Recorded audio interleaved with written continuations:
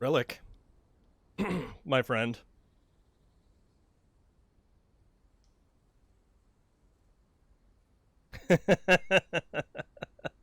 Also that. There is also that. Whatever you can get your hands on, you should get your hands on. Because snacking is where it's at. Snacking makes the world go round. You know what also makes the world go round? Trucking. But not this kind of trucking. Because if you recall correctly, last week, we got ourselves into a little bit of a debacle. And you can see the effects of said debacle. Now I have to kind of get myself out of that debacle. Also, I'm using the word debacle a lot.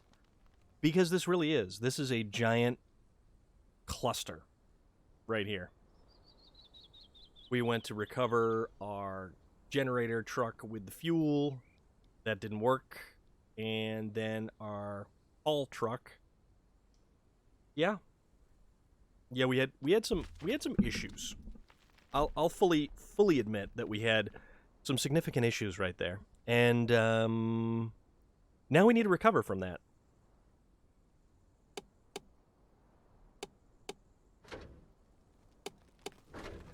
Oh, dude, your Storm of Iron T-shirt is rather fancy, very fancy.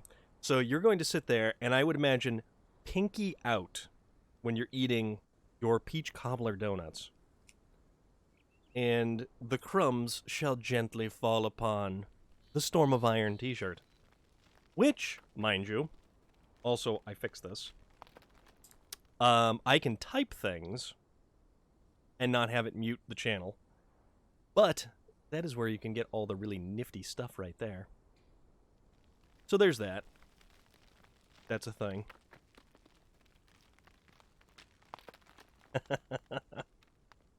Everybody needs a Storm of Iron t-shirt. Or a sticker. Or a mug. And plenty of other stuff that I have yet to implement. But the higher the pinky, the fancier it gets. So I suppose that means, like, if I had this Reese's, which is, it's almost like an alien egg. You can't even, you can't even see this. Look at this. It's like an alien egg. Sean Bergen, how are you this evening? We are talking about how fancy one must be, and the degree of fancy that one is, the pinky must go up. So it's like it's almost like a gas gauge. So like if we're not very, you know, if we're not very fancy, it's all the way down here, right? So the fancier we get, the higher the pinky gets. When in doubt, pinky out. Also, when in doubt, you're supposed to throttle out. Mighty fine with a glass of wine. Yes, indeed. That's fantastic. So we are here again, and we're kind of checking out this this wonderful issue I've gotten myself into, which was the truck that I tried to overturn the other truck with, wound up overturning as well.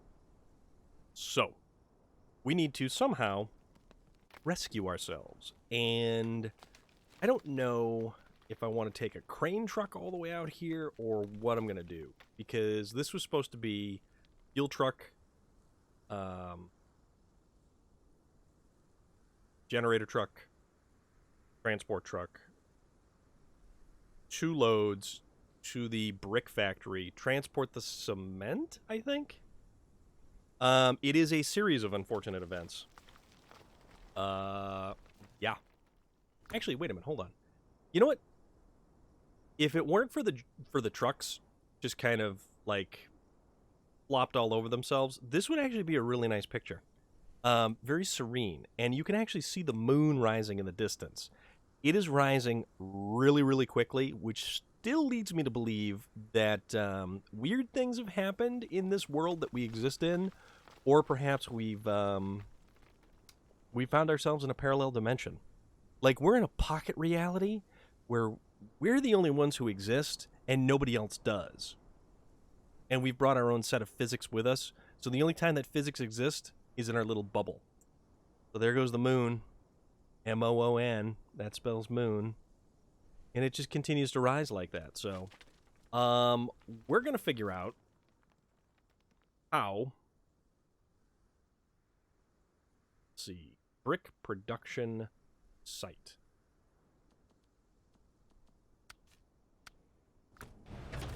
I mean, I guess we could go over there and retrieve this thing. Okay, so I did. All right. So actually, I'm going to take this truck to be able to transport all of the bricks back there. Now, let's just kind of figure out which truck we're going to use. Yeah, see, that's the thing. That's what leads me to believe we're in, like, a pocket dimension. Like, you don't actually see these people. You don't actually interact with these people. You're perhaps just a torso meshed inside of a truck and you can't ever leave. But, I mean, that would get additionally strange and weird. Let's see. So what do we want to use for a rescue truck? I would use the P12. It has been doing good. Trucker 514, how are you this evening? And also, if you guys had no idea, I am in fact Storm of Iron. This is SnowRunner, and we're trying to solve the mess that we've got into. The factories are a band making bashing noises like a washing machine. Like a broken washing machine, actually. I wonder if we want something big used to get ourselves out of there. And I question whether it would be a good idea to send over the Caterpillar, because the Caterpillar is typically our go-to haul truck. And I don't know if I want a crane on this thing to be able to try to haul the stuff around. It's like one of those, yeah, one of those overloaded, overloaded washing machine with just stuff going everywhere. You know what?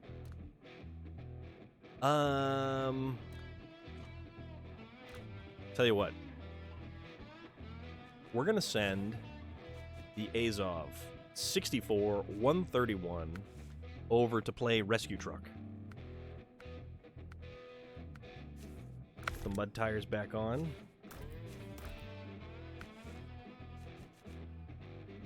Crane. Yep. Okay. So now the question becomes, which route do we want to take over? General Norman. It sounds like you're not having a good day. Are you having a busy day or just a rather nightmarish day, or what do you got going on over there? All right. We're here, you know what? We'll take this route. We'll go this way.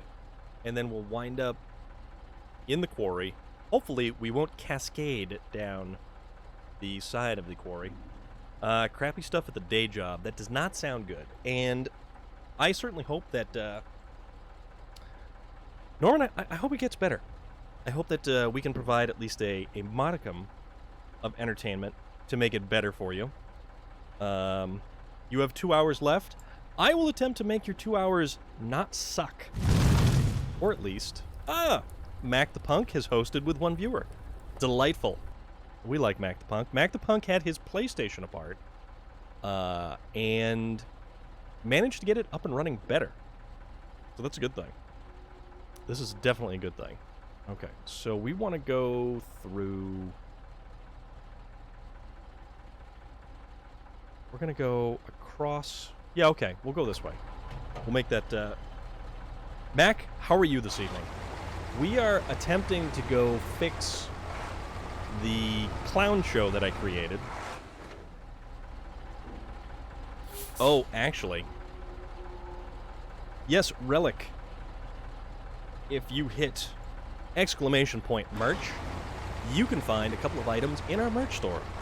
And by our merch store, I mean my merch store, because I'm like a one-man band over here.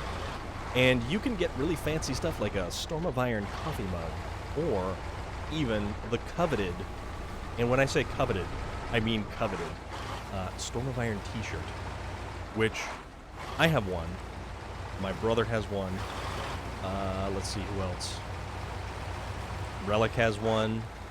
My Storm of Iron t-shirt has made it all the way to England, so there is that.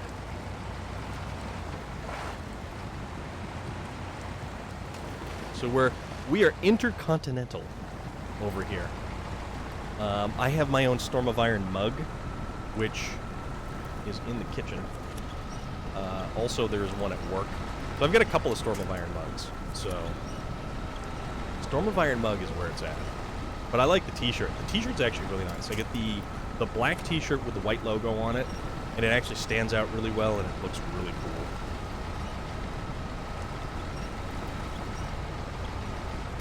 It's actually kind of neat. I'm proud of it. Yeah. Oh, well, yeah, I replaced that one. So I was, yeah. Dude, that mug, I was so bummed. I actually gouged the floor. That mug hit the ground so hard.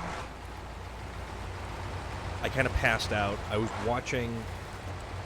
And if you haven't, what is it? Mitchell's versus the Machines. And if you haven't watched that, it's on Netflix. You absolutely owe it to yourself to watch that. And it's awesome. And my my nephew was here, and he was just hanging out. He was watching that. I was watching that. In between watching that and dozing. So I'm watching it, and I passed out. So then I went to get up. He was in the front room. I went to go look for him. And as I turned around to walk out, I smashed my hand on the doorknob. My thumbnail basically almost ripped itself right off. The mug went flying out of my hand, smashed into the ground, and yeah, pretty much blew apart into several different large pieces, which I was very not thrilled about. Probably one of the first coffee mugs I've broken. And it made me sad because it's a pretty damn awesome coffee mug. So, they are fairly tough as nails. The thing didn't shatter completely, but man oh man, did it gouge the hell out of the floor. So I just don't look at that area when I walk by. Problem solved. Yet, Norman, Storm of Iron t-shirts are pretty cool.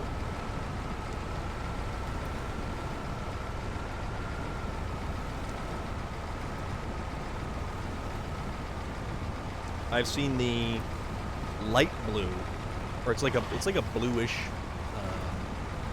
not really a teal, maybe a slightly bit darker, with the darker Storm of Iron logo. And that one actually has, it's kind of offset a little bit, so you get the black with a slightly offset white, which I probably should have done with the dark logo, but yeah, whatever. You know, I'm not a graphic design artist. It's a very basic design. I love my design. I don't care.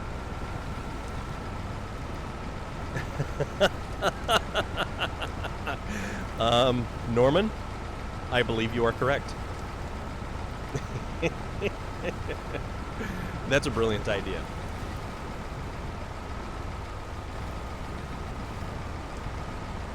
That is an absolutely brilliant idea. Because it's a non-stop thrill ride. And I believe Mac the Punk, there have been certain little things that you've missed over the past couple of days. Our good friend, A Hostile Puma, received a very special gift on Friday night while in his stream. Well, I mean, if you sit in front of a laptop, you can get all of our wonderful messages all day, all night. Because man, oh man, do those comments fly. And when things get weird there, things get weird.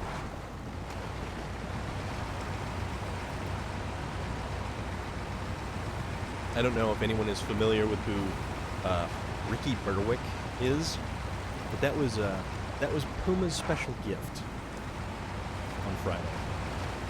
And if you haven't actually checked out the Cameo website, you absolutely need to check out the Cameo website. So cameo.com, and you can find all manner of you can find all manner of just stuff. People, athletes, entertainers, musicians, actors and actresses, all kinds of people. All kinds of people.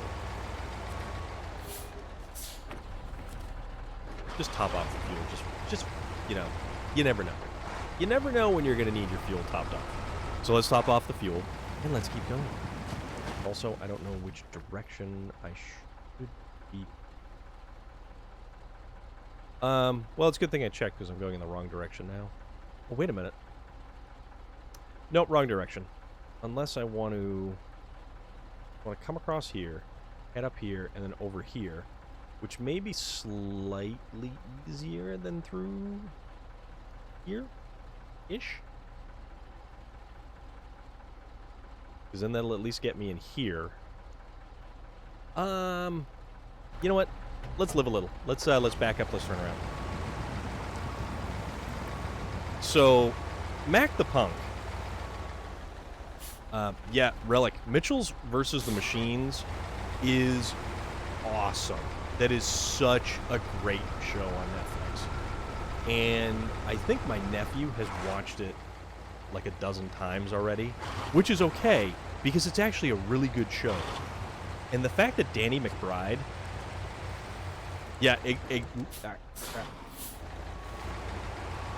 this is why the Russian crane is kind of not the best sometimes, because it gets hooked on everything. But yeah, Mac, Puma got himself a Ricky Berwick cameo. And all right, so now that we're on the topic, let's do this.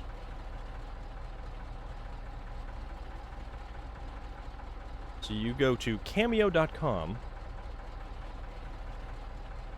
and then we search for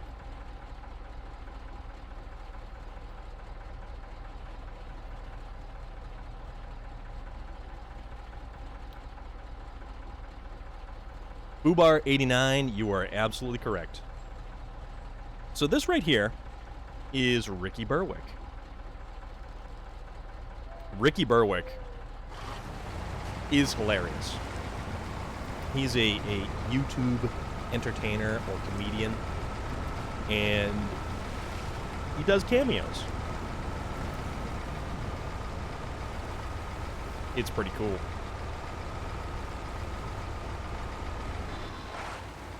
Yeah, Fubar89, we are here attempting to recover the issue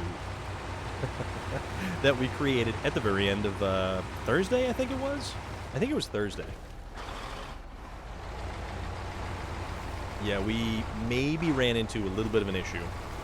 So now we're sending the problem solver over to rectify that issue.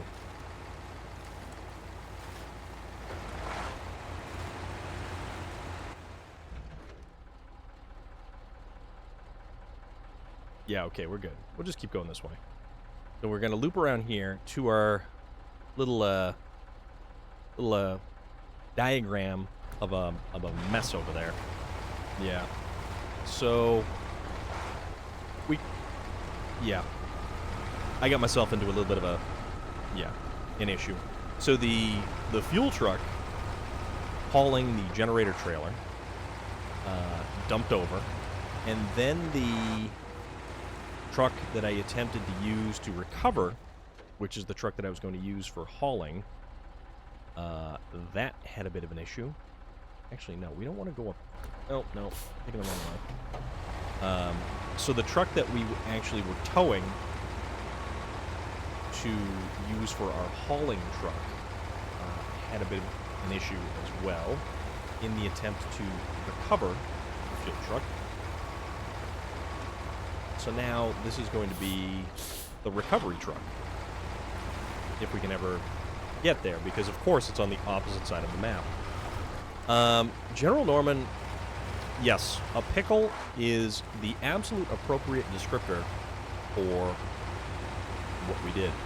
Or perhaps Fubar89's profile name there is definitely what we did. We made a mess. Now we are attempting to clean our mess, or recover from it. But we'll see how this works out. I was exactly, because the last thing I want to do is actually recover and start over, because then that would not be so much fun.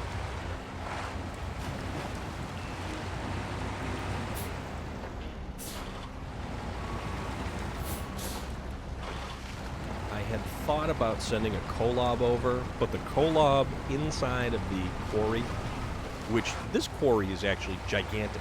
You've got the quarry map that's over in Taymyr, Russia. That's just a little, that's a tiny little dimple compared to this quarry, which is probably at least 2 or 3 times as big. Even the Smithville Dam quarry isn't nearly this big. And that's actually pretty decent size.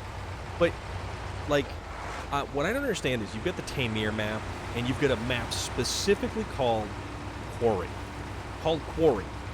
Why is not the entire map a giant pit line? with all kinds of paths and stuff running everywhere. I guess that wasn't nearly as amusing.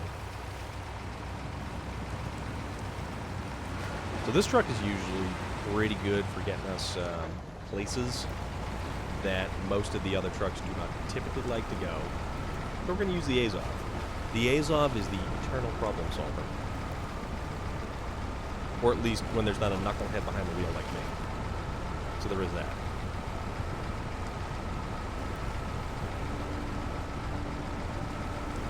Also, I have no idea what I'm going to have for dinner. I didn't have any fast food over the weekend. And I probably ordered out for lunch at work way too much food. Because I kept on ordering takeout and having it delivered because it's just way too easy. And like I intentionally made it difficult by not saving my credit card info in the website. So I have to type my credit card info in every single time over again. And that doesn't stop me from ordering food again and again and again and again.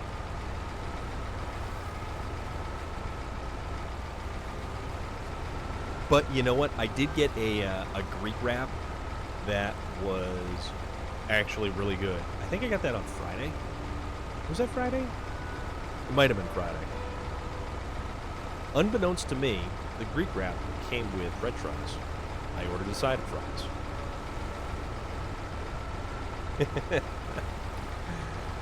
You know what? Typing info is absolutely easier than cooking.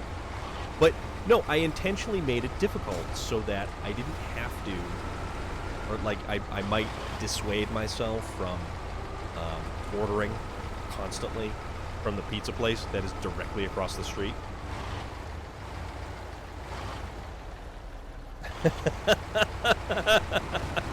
Yes. Oop. Oh, that's not good. All right. No, no, no, no, no, no, no, no, no. No, you don't. No, you don't. Don't you dare tip over. Now what? Oh, man. Well, yeah, that's the thing. Also, Kasego, very nice of you to pop on by. How are you? Hope everything's well.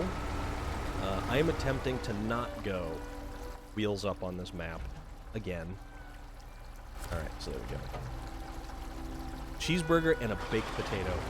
The fact that you have a baked potato makes the entire thing even better, really. Now, here's one for you. Baked potato. Who out there is just for like a little bit of butter? Or chicken fried rice. That's good. Homemade. You know where it's at, Norman. You know where it's at. That's awesome. But, who here, baked potato, thoughts on baked potatoes? You have just your regular baked potato, plain, gross, not fun. You get butter. Who does loaded baked potato with like shredded cheese, sour cream, bacon bits, all that stuff? Like, what is your go-to baked potato? And we can expand this to like potato products as well. Whether they be curly fries or... I love curly fries. It's just... having curly fries, double stuffed baked potato. That sounds really good right there. I'm trying to think of where I can get a baked potato. Who's got a baked potato? Texas Roadhouse. Ooh. That is the way to... that's the way to do it. Brisket, barbecue, baked beans, and loaded. Oh, man. You know what, Norman? That's not even fair. I feel very left out in the cold by that. Loaded baked potato.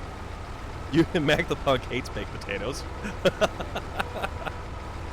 Oh, man. All right, Mac the Punk, what is your go-to... oh... loaded cheese fries from Smoky Bones are top tier. Okay. Yeah, I guess we'll expand it outwards into other potato-related products. Every time I eat curly fries, I always think somebody went out to a farm with lots of pigs and then snipped the pigtails off and deep-fried them because they're like springy and boingy like a Slinky.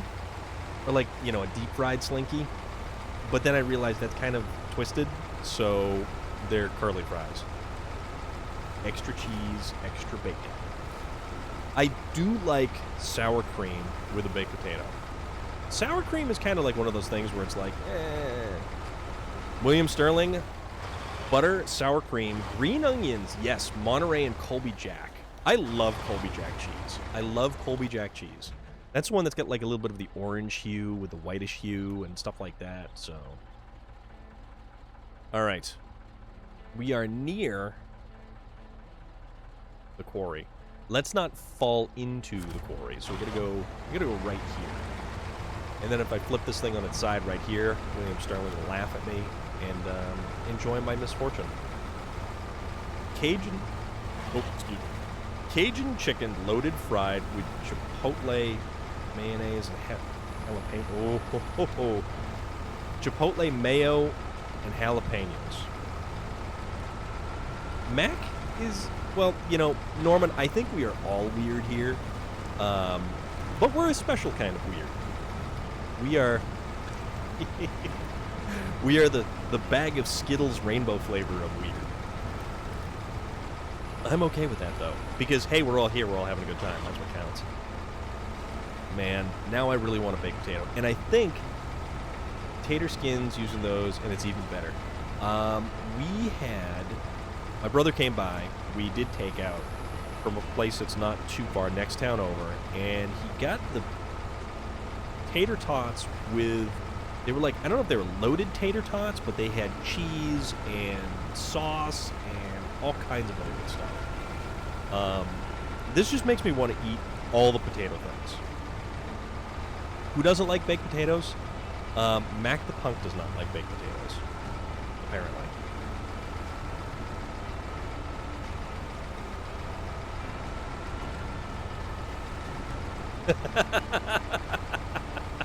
And I was trying to avoid saying that, Relic, but you dove in there and added that little comment, but that's fine. So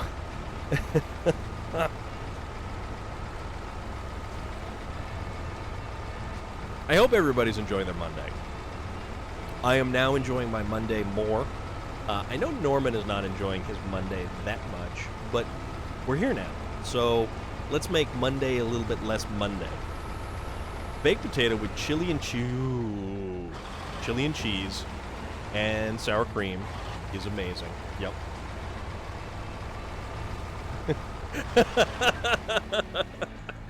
Okay, that is a valid point. So there are many different things you can do with a baked potato. Yes, you are 100% correct. Also, where am I going?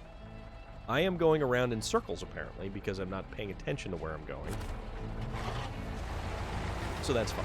We're just going to drive around in circles because we're an idiot. It's entirely acceptable, I guess. Just do hot laps around this little grove of trees, and eventually we'll wind up where we're supposed to go. Bacon, corn, chipotle ranch, tortilla cheese, and scallions. Yes. Chocolate-covered tater tots. You're fired, William Sterling. You're fired. No, not really. That does sound morbidly interesting. Okay, keep going straight. Straight-ish.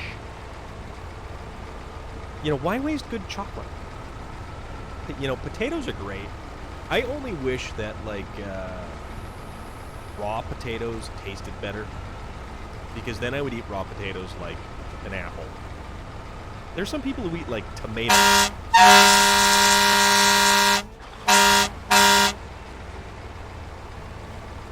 There is that, too. The semi-truck horn for potatoes. The toot-toot from the Azov. The Azov is nice, too, because it gets actually reasonably good fuel economy. Cut up red potatoes, a little bit of oil and garlic. Yes. I was trying to think of where I could go to get a really good baked potato, and I think I would have to go to the Texas Roadhouse, which is probably like 20, 30 minutes away. So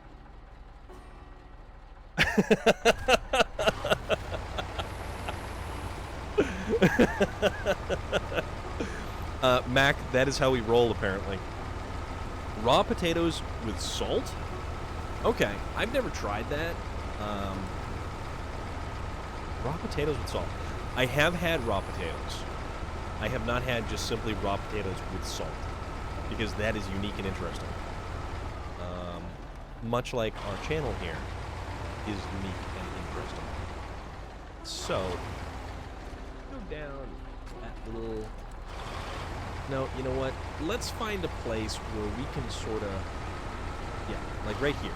Let's try to dip down right here. And we will try to make our way over to the other trucks, which I think are... Yep, there they are. Okay.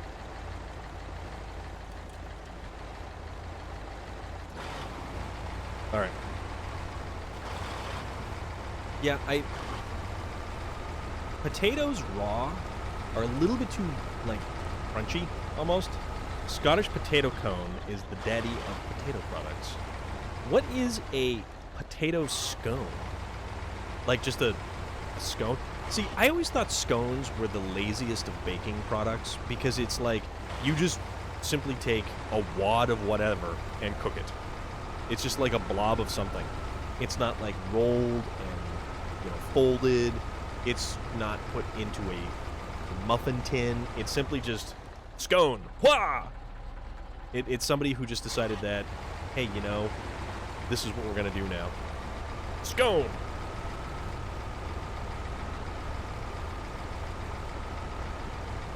Like if the Harry Potter world had created like a baked goods spell, it would just be like, Pasconus! And then there'd just be like a whole bunch of lazy scones just like on a table. Alright, so let us see if we can... Are potato pancakes as... You know, I don't know. I don't know. I would eat potato pancakes. I would eat potato basically everything else. Alright, anchors away. Anchors away. Crane mode. Okay. Actually, let's see if we can't... Alright. So we're gonna...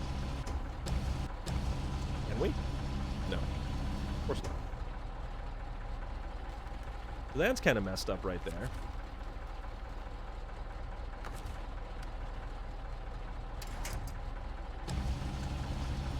Alright, so that's not gonna work. It's a thing, triangular thing, basically just potato and flour. You fry it, serve it with like bacon and stuff, and oofed. Okay, I like that word, oofed. And you can clip this if you want to. Oofed. As in, Scottish potato scones are oofed. That's how good Scottish potato scones are, according to Mac the Punk, because I've never had one. Because I'm here and he's there. But Scottish potato scones are oofed.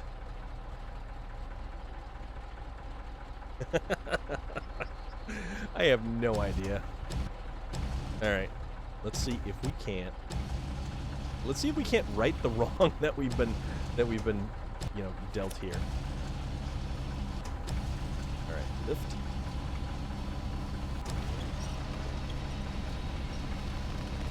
Yeah, this thing doesn't want to really... It doesn't want to go anywhere.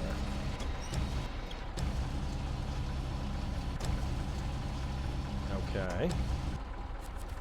So this doesn't like doing the thing. 216 land! Potato soft taco from Taco Bell with a spicy ranch. We're good here. How's everything? How are you doing? How is newborn life? How is newborn life treating you? You have a wee Scottish market near you. Ask about tatty scones. So here's the thing. I'm going to adjust my sneaker. I go up to the New Hampshire Highland Games. You get your AKC shirt on today? Yes. I would like to wear my AKC shirt. Here's the thing. It's green. I'm in front of a green screen. So I would look like the screen is passing through me, which would be weird. But I'm okay with that. So maybe I'll do it one day just for the hell of it. It's a lot like these Reese's Pieces. It's... Wait, wrong one. We get the green one. We gotta get the green one. It's like it's a magic egg. And it just says Reese's on it. Which is fine by me. Which AKC shirt did you get? Because you got one of the prize packs that Waylon gave away. And for those not in the know, we are talking about Waylon Revis of the band A Killer's Confession, who there is a great majority of us in this channel who actually do follow. He's actually got a Twitch channel, and he is out on tour at the moment. So if you have not followed Waylon, you absolutely should follow Waylon, because he's a gamer, and he's a good dude. He's a really good dude. Alright, so now, I don't know. Try this. Let's try just... Oh, nope, nope. What are we doing?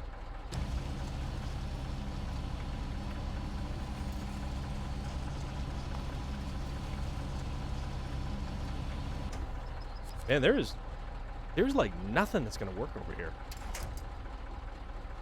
Yeah, see? Okay. Tell you what. Restore the crane.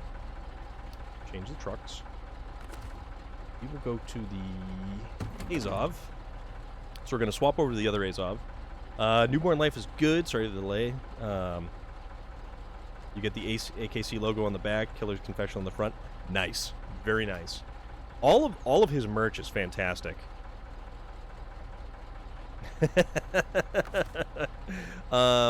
You might be right on that, Relic. Okay, so let's do this. Let's detach the trailer, and let's attempt to kind of, because I really don't want to have to drive all of these trucks all the way back over here again. That's what I'm attempting to avoid.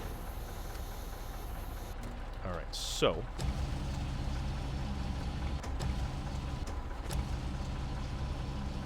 let's just kind of... There's like... Why is it so difficult to haul any of this stuff with these trailers? Taco Bell has a large variety of sauces available, but they refuse to bring back salsa verde. Ooh. That does sound good, though. Alright. So this thing doesn't want to cooperate there. Alright. Back to the crane mode. Let us kind of catch here. And you know what? I'm just gonna stand you up on edge. How about that? You don't want to play nice trailer. I'm just gonna make you go over here. See? There we go. Total garbage trailer. All right, now let's attempt to run into this guy. And just sort of. Actually, you know what? Can we pull him? Oh crap!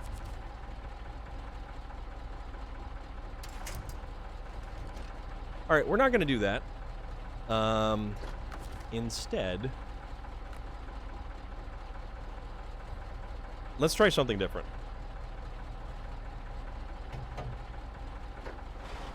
I like Tabasco sauce. I am a huge Tabasco sauce fan. I like putting Tabasco sauce on multiples of things. Alright, so.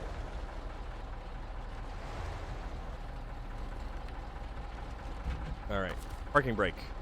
Nope, nope, what are we doing? Too far, too far. Come on, parking brake. I said parking brake.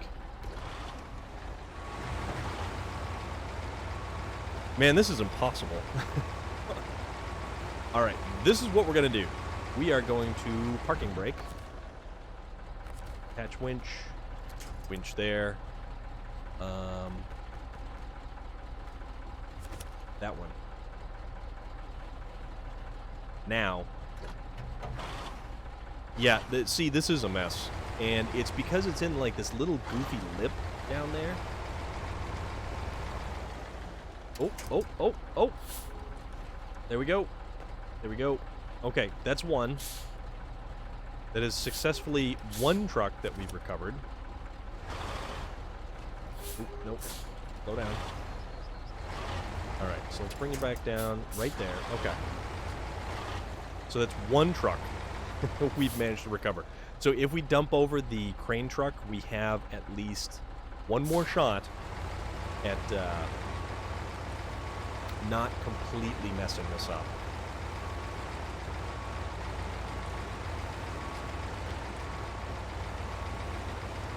It's kind of back right up here. Let's try to do the same thing again. But see, then I've got to try to get that trailer, which is obnoxious.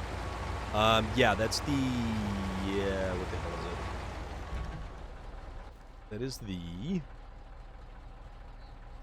Paystar 5600 twin steer. And I like that truck. It's also got a 3 cargo slot bed on it.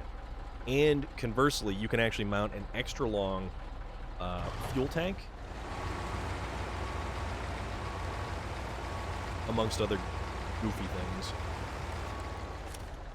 Alright. Let's just drag you.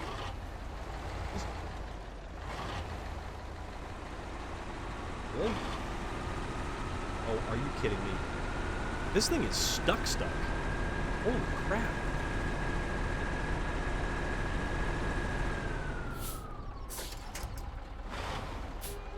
Okay. So let's try this. Let's try getting up front and then pulling the front end around to, because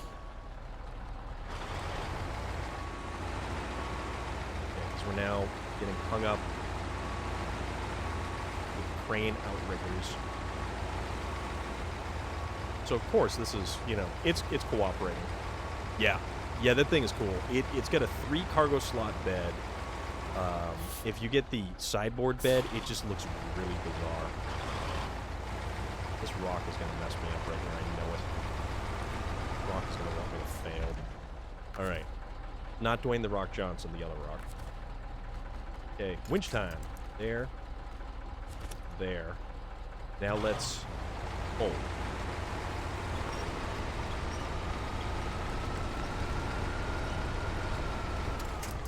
All right.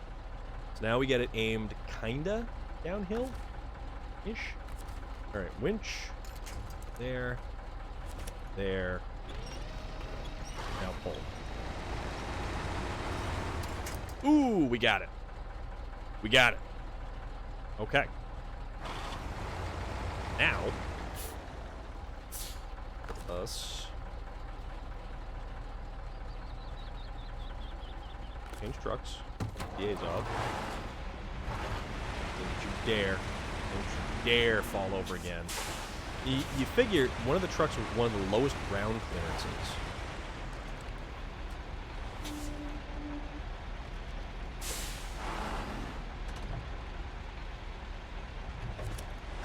There we go.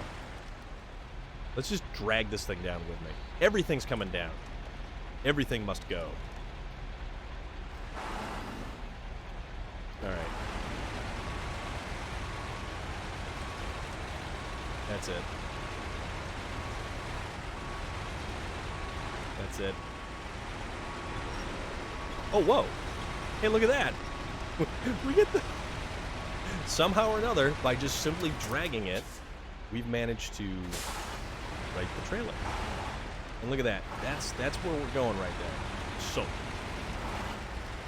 going to hopefully not dump over on our side again. We got this. You know, it would be interesting. The thing is, the fuel tank does add a significant amount of weight to the overall configuration.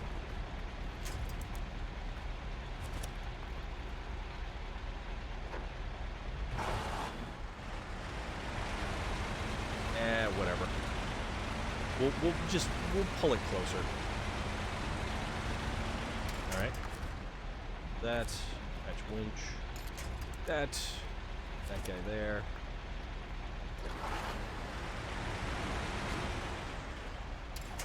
Up and over. All right. Winch, come on. There it is. Perfect. Hold the winch. Trailer straight. Get it on some flat level ground.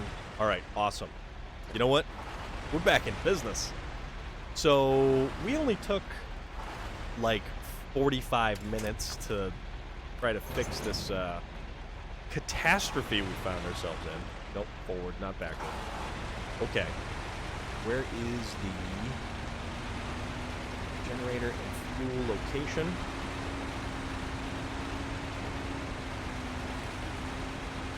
Oh, there it is. Okay. This is the generator and fuel location. Is it? No, the generator's over... Generator area? Yeah, cargo creation generator. Okay. Oh, it's telling me it needs power, that's why. Okay. I gotcha. Gotcha. Alright. We're at the bottom of the quarry, this massive quarry. And now, it is time to bring the power. I'm gonna get this guy right here. Parking brake. Fire up the generator. And away we go. Okay, so that is humming along. Back to the Paystar. So we need to make 2 trips with this Paystar. Because we need 6 bricks, but we need sand, which is at the bottom of the quarry, to make the bricks. We can make it work. We can totally make it work. Also, I'm gonna try that ramp directly behind the quarry to see if I can make it out. We're totally going for this. We're gonna totally rock this. Okay. So, open storehouse. Packaged sand. Fuel required. We have plenty of fuel to make this stuff. Packaged... Our bricks require packaged sand.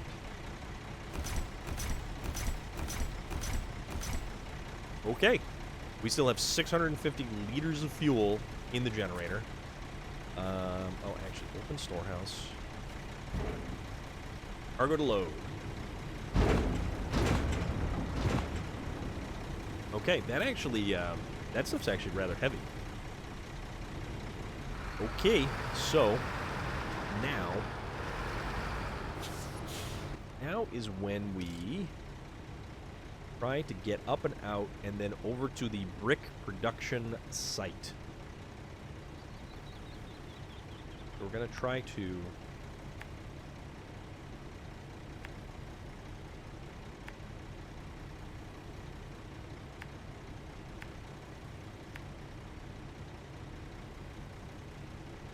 Yeah, we're totally gonna do a thing.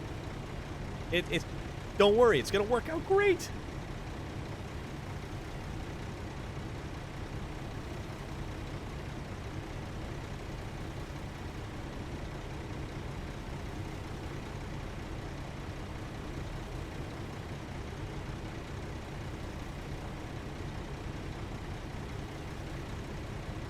All right. I'm also trying to figure out.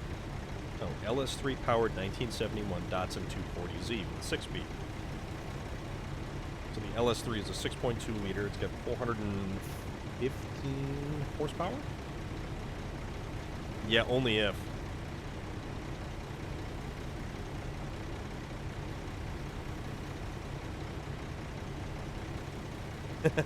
Baja sauce? Which one's the Baja sauce?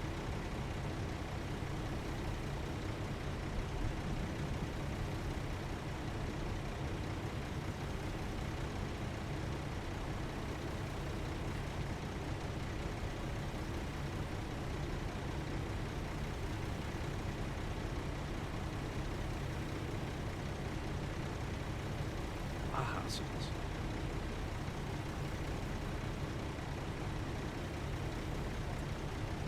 I know the Baja Blast, the Mountain Dew Baja Blast, which apparently people love. Me, not so much. Alright, so let's make our way around behind this rather nice building. Careful not to arc across the electrodes there. Also, don't tip over, please. Oh, actually, this thing's going up pretty good. Alright, we're doing this.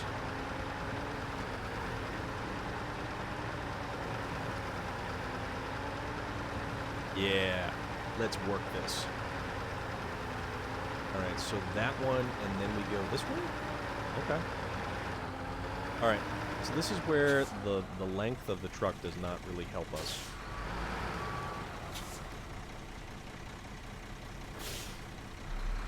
Nobody call the Coast Guard. Alright, William Sterling. We'll be here when you, return. Alright. This thing is actually a little bit more maneuverable than the regular twin steer, but the twin steer allows you to carry 4 units of cargo, which is incredibly useful. So, Mountain Dew, here's the thing. Regular Mountain Dew is disgusting. They make a watermelon Mountain Dew, which is weird. They also made, and this is going back a number of years. This is going back, I think, early 2000s, or perhaps mid-2000s. But they made pitch black Mountain Dew, which was like their Halloween flavor, and it was supposed to be a grape, like a sour grape. No. The first year was regular dark grape, and if you drank too much of the stuff, it made things different colors. I love watermelon. Although, the watermelon Mountain Dew is not good. Guinness Dew? What the hell is Guinness Dew? That also sounds terrifying, and it kind of sounds like it might have the consistency of brown gravy.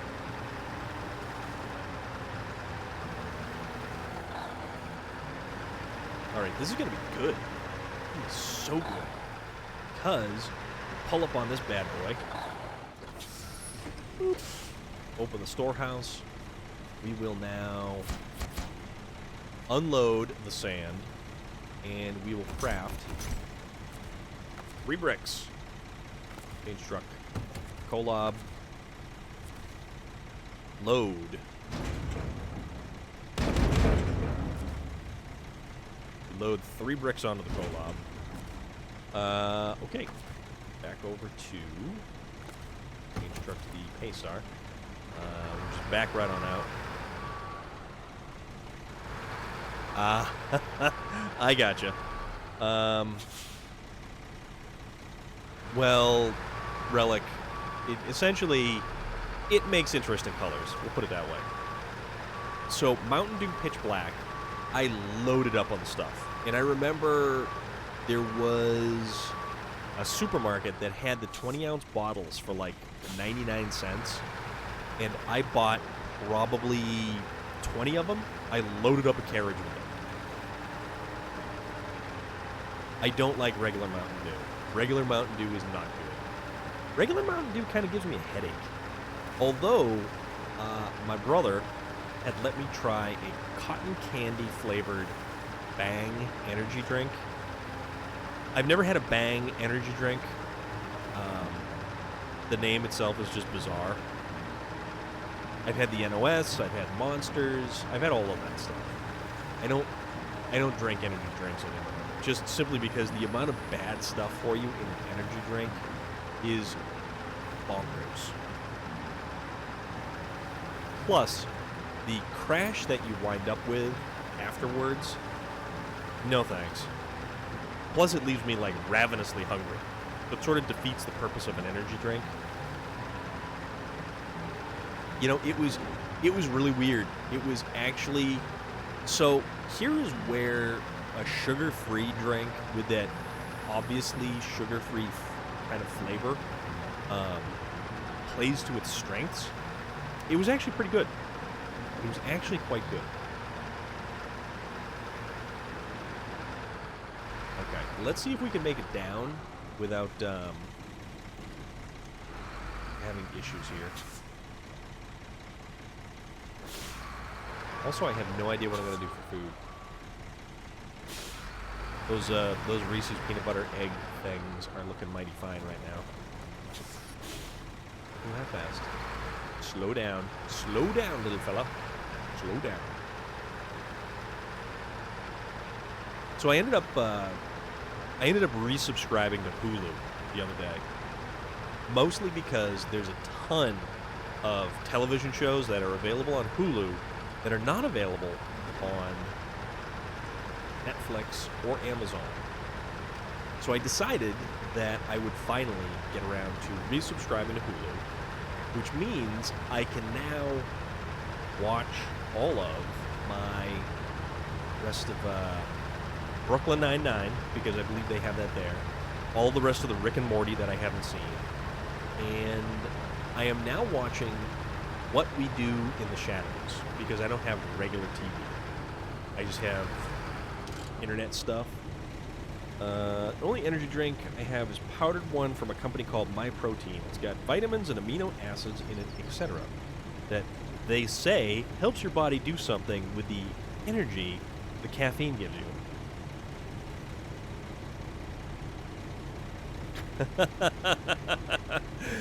Relic, you're awful. That is funny, though.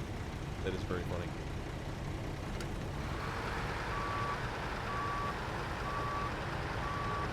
I would just like traveling to be easier. I would like just stuff in general to be easier. Also, one of these days I have to do, like, actually make it on an airplane and actually take a trip on an airplane somewhere. Well, What We Do in the Shadows has the movie, the original movie has what's his name, Tahiti Waikiki, who actually directed Thor Ragnarok, which a lot of people hate Thor Ragnarok because it's funny, and the change in the character of Thor is never explained as to, like, why he develops a gigantic, colossal sense of humor, and the movie itself becomes comical. I don't care. It's a fun movie. It's also a comic book movie. Whatever. So Tahiti Waikiki originally did, I think in 2010, a movie called What We Do in the Shadows about, it had a film crew following around a group of vampires who were basically living together in New York or something like that. So they then decided to make a television series with a completely different set of vampires. And it's hysterical. It has that dude Michael Berry. Is it Michael Berry? Hold on.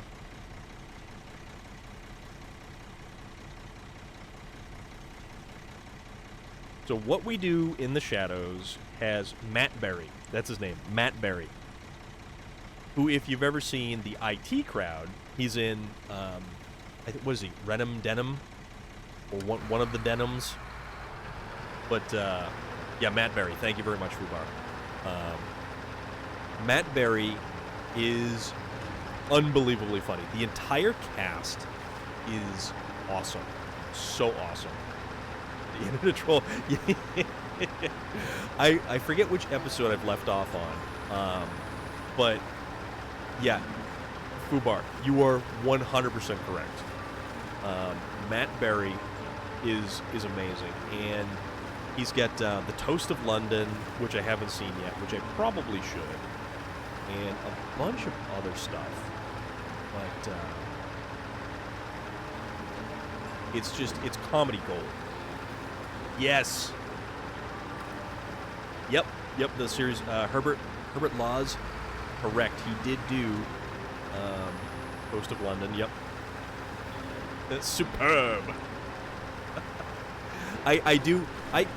it's one of those series that I keep kind of scrolling over and then just not watching it for some stupid reason. Even though I know that he's fantastic in whatever he does. He plays the best pompous, arrogant wackadoodle who is disconnected from reality, which, if any of you have seen, like Fubar89 had just said, the IT crowd, I believe the IT crowd is one of the most underrated pieces of British television, hands down. Semi-autobiographical. I did not realize that. All right, let us unload our packaged sand. Thank you very much. And then craft 3 more bricks. Swap over to Kolob. Open the storehouse. Load up.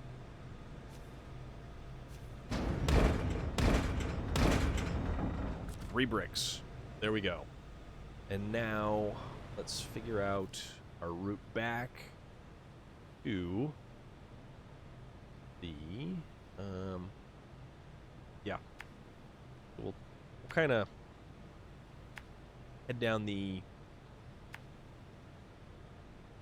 ravine, over across, back up, and over to the... Wait a minute, where are we going? No, we're going to the, yeah, we're going to the paper factory. That's where we're going. Father's Head, Black Books, IT Crowd. Okay. Plays an unemployed actor who does voiceover work to make ends meet. Matt Berry is, in real life, the voice of Absolute Radio in the UK. Okay, I didn't know that because I'm a dumb American, and anything that's outside my purview, like right here, is completely lost to me, but that is awesome. You guys are fantastic for letting me know that, because dude, if you if you could have Matt Berry serenade you in that weirdly condescending but fun tone that he's got, I would be there for it. So I'm going to have to look that up. That is something that I'm going to have to make note of. Which I will make note of somewhere. I'll do that.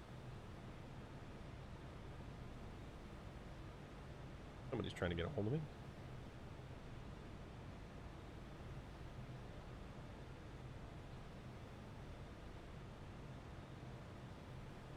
Station on at work.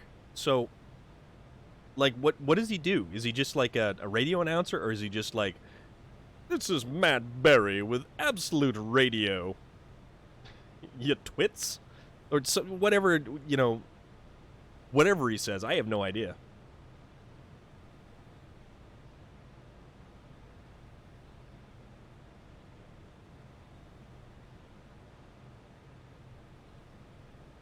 That's cool, though. That is so cool. Okay, so he does all the links in... Okay. That is so neat. Alright, so, now, fire up the big behemoth. We have a half a tank of fuel. Half a tank of fuel. A full case of Mountain Dew. We get a long way to go and a short time to get there.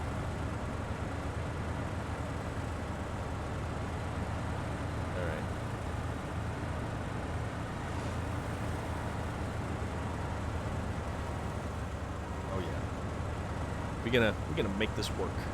We're gonna make all of it work. Also, it's probably easier if we put it in 4-wheel drive to make it work. Absolute Radio. Oops. Don't tip over. Don't lose the cargo. Although, conveniently enough, we have a train truck close by. Also, headlights. Headlights help us. Because I don't have night vision goggles. Rob them blind. That's... Loader, Rebecca and Miracle, thank you for joining in. We were discussing the wonders that is the national treasure, Matt Berry, who appears in What We Do in the Shadows. He's also in the IT Crowd, Toast of London, and as I'm being informed right now, He is the voice of Absolute Radio, which is awesome, which is so awesome. And I'm definitely going to have to tune in for that. You guys rock for letting me know that. Loader, it is awesome to know that you are having a great day. And thank you for popping by and hanging out. Rebecca and Miracle, how are things going? We haven't had to rob anyone blind, though we did have to correct a slight issue of multiple trucks and trailers in a very terrible situation. They were both on their side. He's also a recording artist, and he had a oh, no way! Okay, see, I'm learning all of these awesome things. So, Matt Berry is a fantastic actor from across the pond. Oh, you did finish the Battle Pass? I have been slacking this past week because I ended up picking up Outriders, and I just want to see it through to the end, mostly out of my own morbid curiosity. Which I do need to finish the Battle Pass at least, because it's got some good stuff. I've just been slacking horrifically. But let us momentarily... Matt Berry plays Laszlo.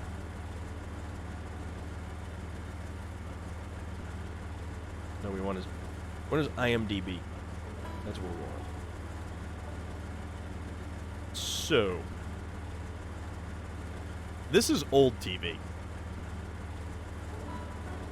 Oh yeah, there's a bunch of prestige keys and stuff like that all the way along. I've got like a dozen prestige keys that I haven't used yet. So, oh yeah, I do have that. I get that. I get the character Knight, the new character. For this season, and I got him like the day he was released. Oh crap. Oh crap. No, just keep going. Just keep going. Just keep going. Okay, good, good, good. We're there. We're there. We made it.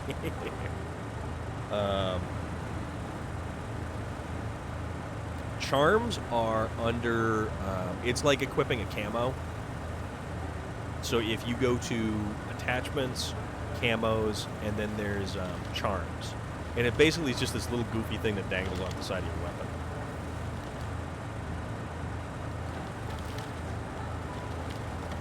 Yeah, Matt Berry, though, is hilarious. We were discussing his various claims to fame, and also the fact that What We Do in the Shadows is an awesome show. Because it's vampires, and vampires are cool, especially when it's like vampires out of the 1400s who are still attempting to make their way in modern day New York, and all the trials and tribulations that go along with it. The prestige keys are used to unlock various different calling cards and icons, and you need to go to the thing that shows all the calling cards, and you should be able to unlock some of them with prestige keys. You also sometimes need to be a minimum prestige level, so you'll need to be like master prestige, which I think is level 200, but I could be wrong. I've been horrifically slacking on 80s television. Small Wonder, Elf, perhaps. Okay, so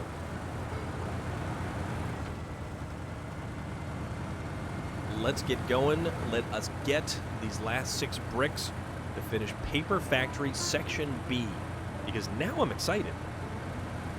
I've got all this cool stuff happening. Punky Brewster, yes, Soleil Moon Fry, which actually Soleil Moon Fry and Punky Brewster was responsible for, due to their episode of her friend Cherry getting locked in a refrigerator. I remember reading a news article way back in the day that a kid was saved because of what they had watched on Punky Brewster, of all things. But then again, that happens with a lot of television, oddly enough. Oh, Paper Factory. Here we go, Paper Factory. I'm excited to get a Paper Factory going. This is kind of cool. All right. Paper Factory. We just got 19,000 rubles? Drachmars? Bicentennial coins? And 2,790 experience points that we actually don't need. Oh, I'm still in Wisconsin. We're still goofing about in Wisconsin here. At the Green Lake Paper Mill. We are slowly and patiently waiting for, okay, Wisconsin truck trip. We need to finish cellulose. How do you make, okay, that's a thing. So Wisconsin Paper Factory. All right. Oh, yeah. Okay, so we need more bricks then. That's all right. That's all right. We'll do that. Bricks, large pipes, metal beams, metal rolls, cargo containers, consumables, small pipes, and fuel. There is all kinds of stuff that we can get.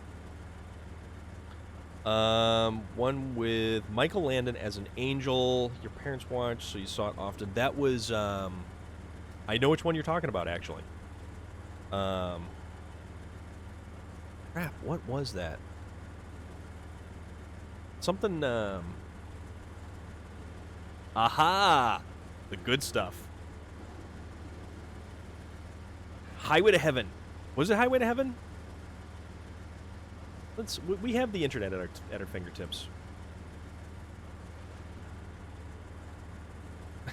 Michael Landon as an angel. Highway to Heaven. That is exactly what that was. So that was Michael Landon and Victor French. Yep. All right. So fuel is at the fuel station.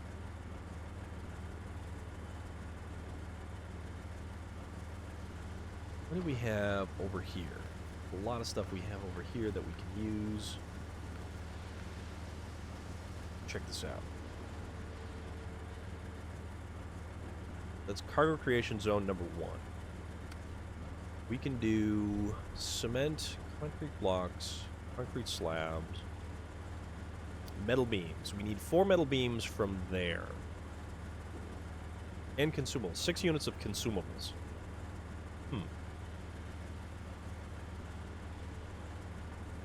You know, small pipes. What is cargo zone number 3, which is over here? So that is fuel, small pipes, medium pipes, large pipes, cargo containers. We need 2 cargo containers. Let's make 2 cargo containers. And let's use a twin steer, actually. We're gonna... Yeah, I do like the old school Transformers cartoon. Thundercats was fantastic. Let's see, we want a twin steer. So, let's get back to our garage. Let's find a twin steer. And let's drive a twin steer right on over there, because this thing is just going to crush everything. Twin steer is awesome. Twin steer's a blast.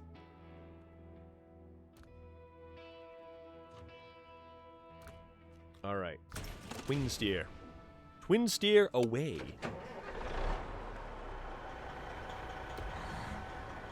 So as I casually fire up the twin steer right here, and we gaze into the eyes of this beast, this glorious and majestic animal, its giant diesel engine, enough to probably haul the Titanic from the bottom of the ocean. This is when I remind you that I am Storm of Iron, and if you have not hit that follow button, hit that follow button. Then you get notified when I go live.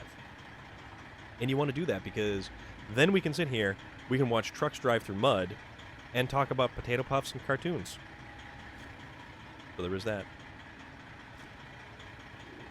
Ah, that's alright, loader. No spoilers, please. because I want to experience everything that Phase 4 has to offer me completely blind. Because I love just jumping into this game both feet. And not knowing what to expect.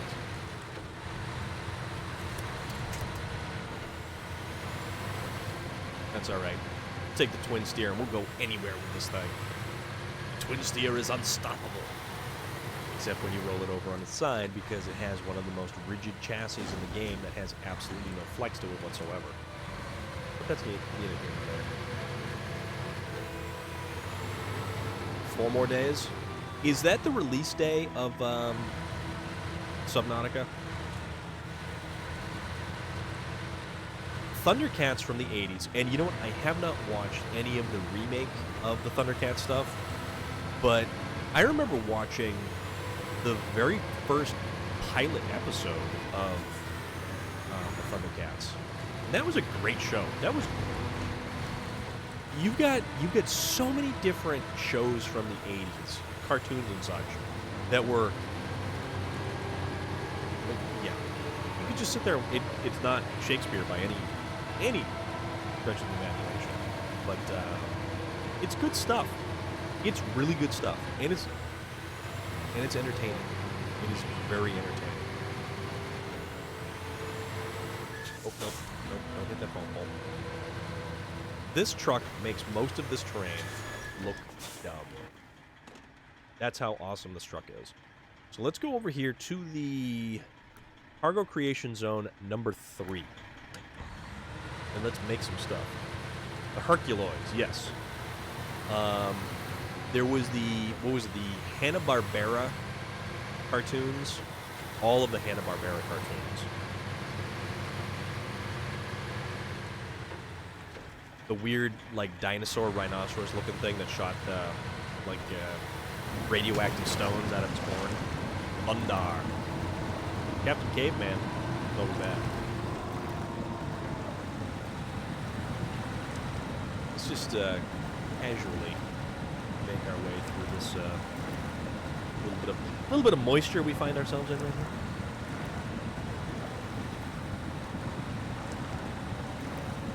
It's almost like a flight deck right there.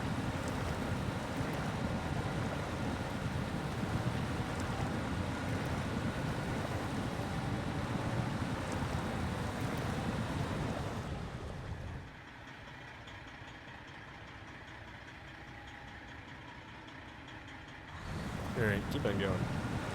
HR puffing stuff.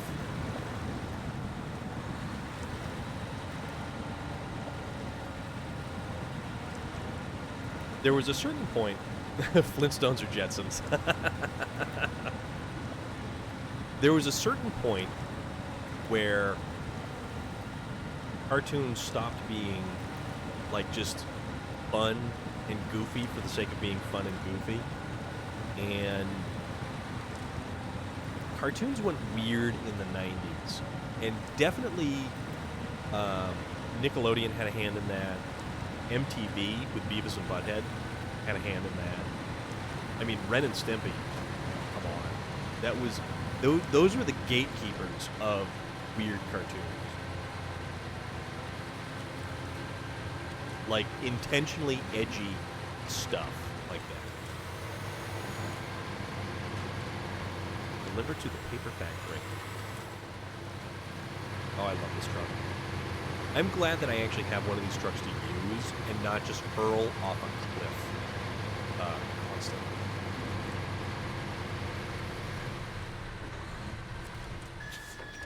Actually, funny enough, Loader, what is it? The Connecticut Terrificon, which happens at the Mohegan Sun Casino, which has a gigantic convention center, is actually hosting a lot of the original cast of Land of the Lost. Okay. No energy in the zone. Need to turn that bad boy on. Okay. Oh.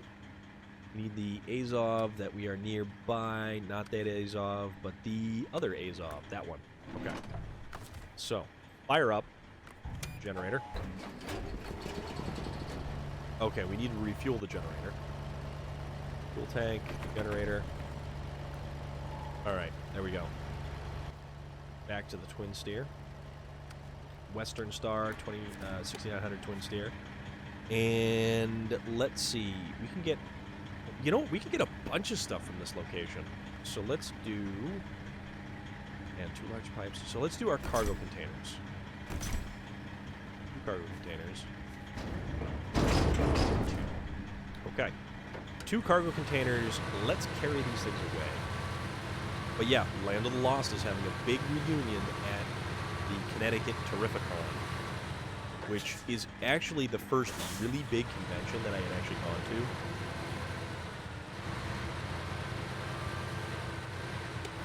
Oh yeah, headlights.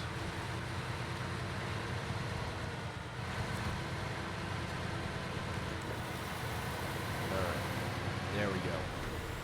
Metal beams times 4, which means that's another 8-slot trailer, which is from the other cargo creation zone directly by the garage. So it's easy now. Small pipes, fuel, metal rolls. Yeah, we got all kinds of stuff we can do here. This will be easy enough.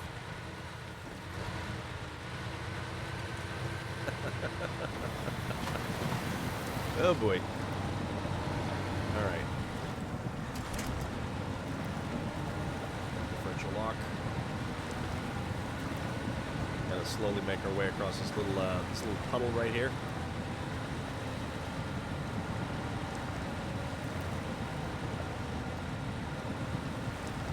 This one's got a whole lot of lighting coming off the front end. I like this. This thing just, the way that these lights are mounted all over this thing and they just cut through dark and fog and everything. That's cool. It's really cool.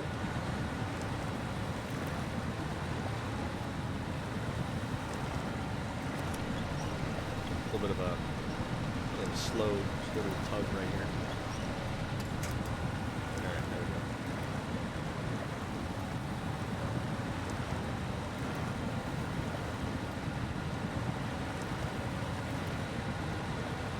Where the water churns up on the wheels. Reflection of the lighting. I love this game. I still love this game. This game is a great game.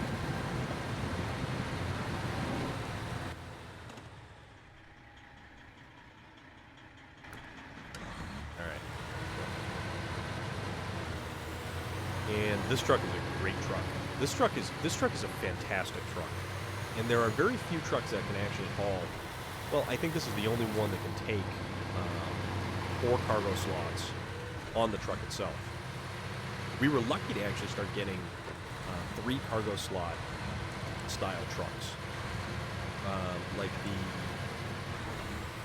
the Western Star and the other A-Star. There is that. And this thing does it like nothing. I mean, this thing just lumbers along. So. Well, it's next week is when Season 4 drops. Or Phase 4 is released. Excuse me. Phase 4 hits next week. Although, the 13th of this week, in 3 more days, we have Assassin's Creed Valhalla and Vinland.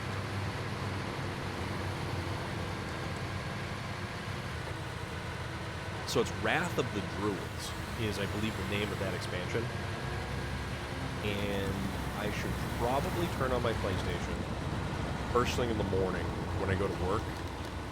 We'll get up and get the game downloaded and ready to go and have that stuff all set.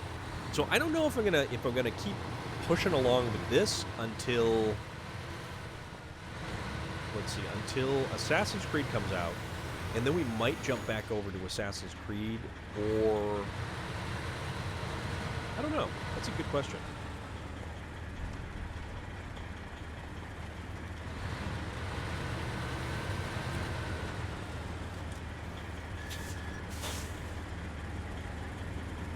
All right, cargo container. 1, 2. Done.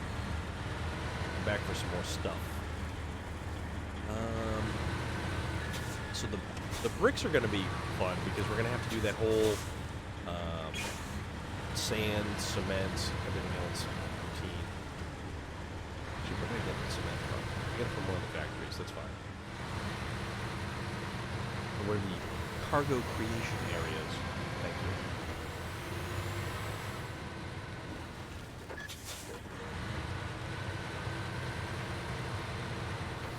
Actually, I think Puma was supposed to help me out because he wanted to configure his sound alerts.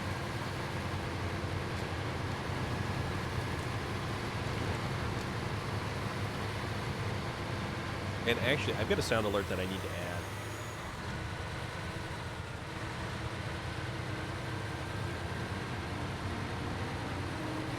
When you were a kid, you had a crush on a lady on a TV show that was canceled 15 years before you were born.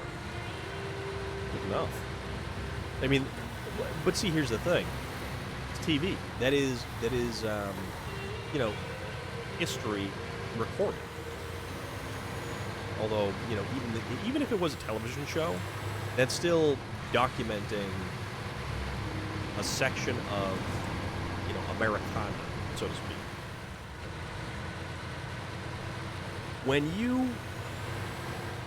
you play SnowRunner, if you try to get into a group, unless you invite your friends specifically and make it a private group, it's all going to be random.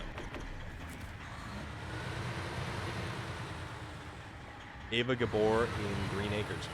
Green Acres is the place to be. Farm living is the life for me.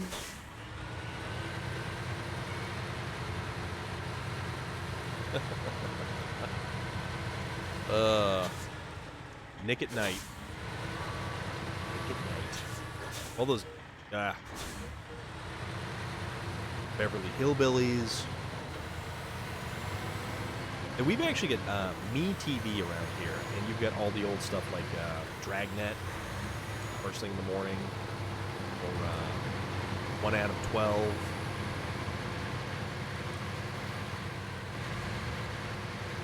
A lot of the old stuff. Ouch. Don't go that fast. Don't go that way. Never go that way. I'm taking us straight to the heart of the Goblin Castle. That was a very young Jennifer Connelly in that movie. And Brian Henson actually worked with Jim Henson, which was interesting. That's pretty cool, too. I've completely diverged off of the path onto Labyrinth, David Bowie. It's a fantastic film.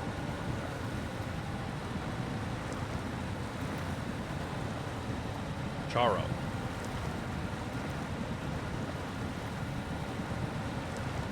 Never the damn Waltons, though. Hated and still refused to watch that show.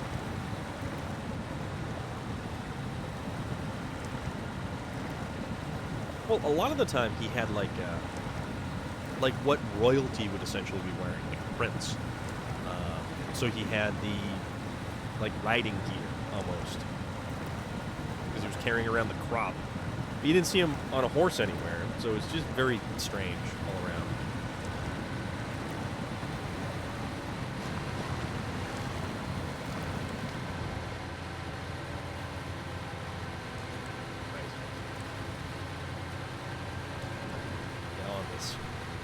Let's go get 2 large pipes. Oh, you know what? Then we'll have to use... Yeah, we'll need 2 metal rolls for... Yeah, you know what? Maybe I'll do that. Because I'll get 2 steel beams to get the 4 metal rolls. And I can use the twin steer to do that as well. Man, this twin steer right now, most versatile truck. It's brownie points. It's like rocks.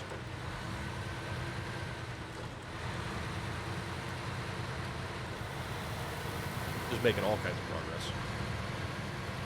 Alright, so, large pipes. Let's do that. Create This has the small pipes. Okay, large pipes. 1, 2. Oh! Oh, that's right. It is a 4 slot. Okay. I gotcha. Gotcha. So, that's what we want to make. With the 3, 4. Small pipes. 50. We need small pipes, 2.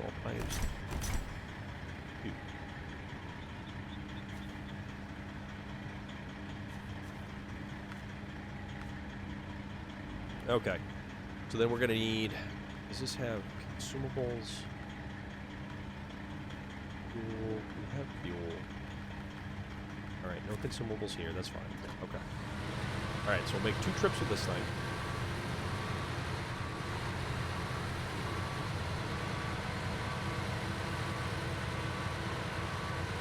Actually, what would you guys be interested in?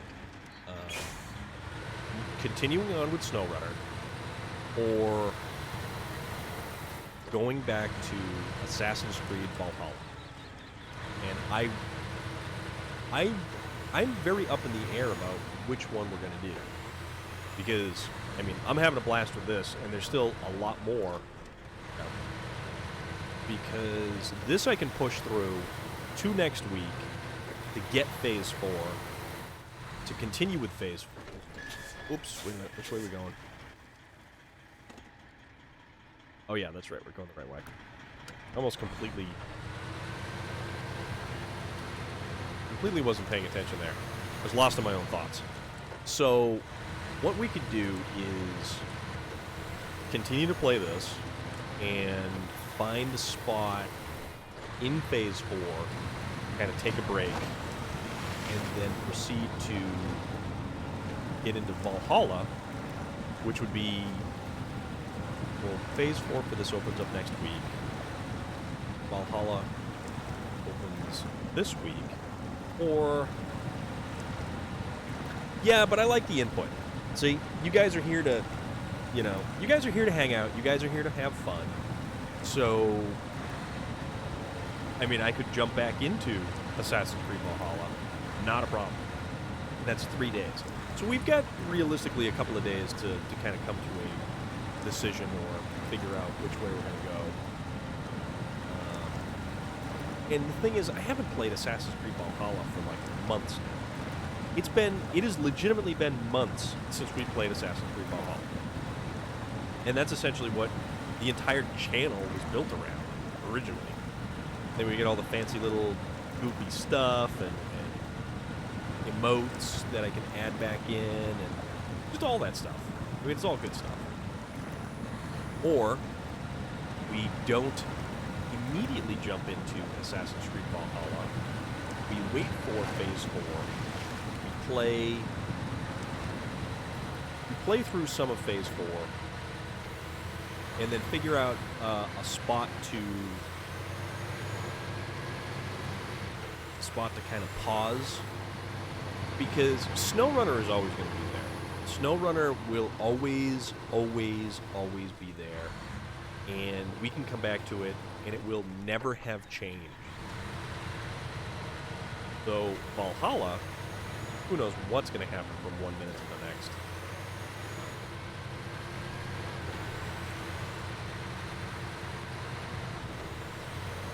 Also, it was kind of nice not signing in daily to have to do the contracts to get the opals, to not have anything good in the store to buy the stuff with. That was unfortunate.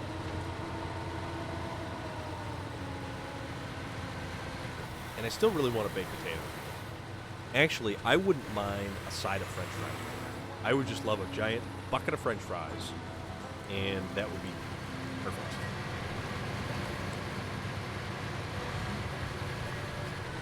Six bricks. So that's gonna be some stuff. Metal rolls, which we have to haul over to the gold metal production site. Although, actually, you know what? If we get the steel beams from there and we just loop around to here and then bring them over here, it's like, it's a little bit closer. but... Huh.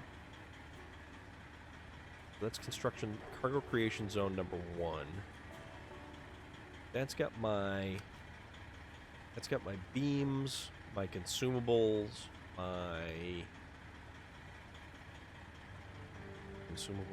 and yeah, cement, essentially. You know, I really want to see what happens with that. Because if that's the end, if the two of them simply just walked away from one another and that's it, that whole thing was just... I don't know. And here's the thing about Assassin's Creed Valhalla. It just left us. There was no, this is the end of this arc. It was no sort of, big fanfare or simply, anything.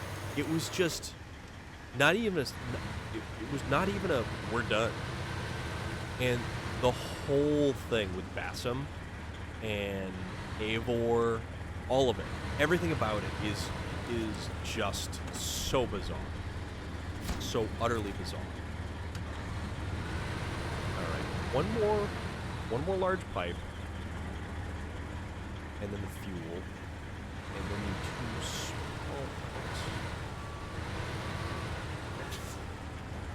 It's 3 trips? Yeah, 3 trips.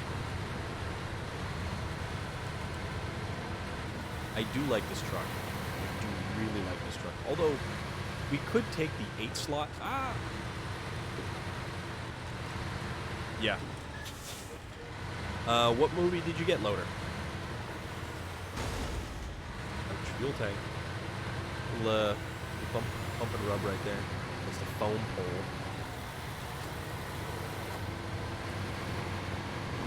Turn up the mud. The Game, starring Michael Douglas. Oh no. Checking IMDb.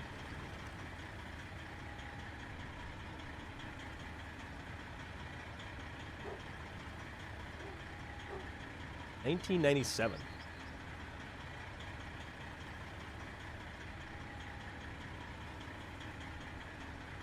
After a wealthy banker is given an opportunity to participate in a mysterious game, his life is turned upside down when he becomes unable to distinguish between the game and reality. Michael Douglas, Sean Penn, Deborah Kara Unger, James Rebhorn. Huh. I don't think I've ever seen that one. It is? Okay. The only movie that's similar to that I know of, or not really similar to that, but entitled, but Surviving the Game with Ice-T. Ice-T, Charles S. Dutton, Rutger Hauer, and a bunch of other actors that you would know. That's a great movie. Box. Anyone ever seen The Cube? Not Cube 2 Hypercube, but The Cube. Oh, you know what? Hold on. Let's not go too ahead of ourselves. Because we also want to fuel so that we don't have to worry about anything. Because this twin steer is doing such a fantastic job. Actually, this truck is going to do awesome going through all of the mud and everything that's over on the other side. No, this works. Push the button, get a cookie. Push it and you get $1 million. Oh, I think I know that one that you're talking about. There's also on Shudder, I believe, another horror movie. And I haven't really been into William Sterling. I hope you are. I hope you're walking with a spring in your step, good sir. I'll put it that way. But there's a movie on Shudder, and it's about a family or husband and wife that moves into a house, and they find out that if you make a wish, it comes true, but with a caveat. And it's not like a, it's like a weird sort of monkey's paw, like the wish cannot exist beyond the house. So,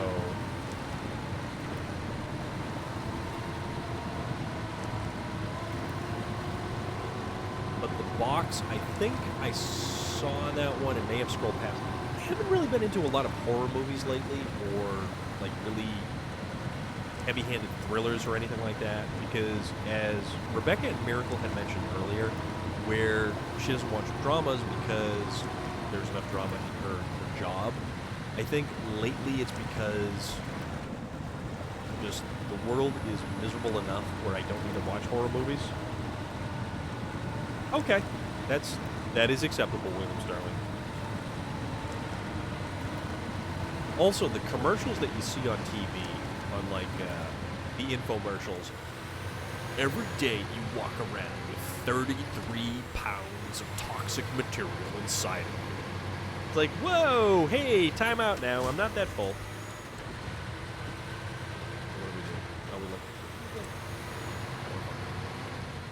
The Cube is a great flick, but the second one, Hypercube, I don't know. I'm going to have to default back to the first one. The first one being crazier and weirder and just more bizarre. Oh, you know what? What do we have here? Blocks, containers.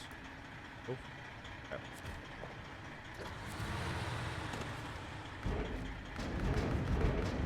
Oh, so nothing really great here.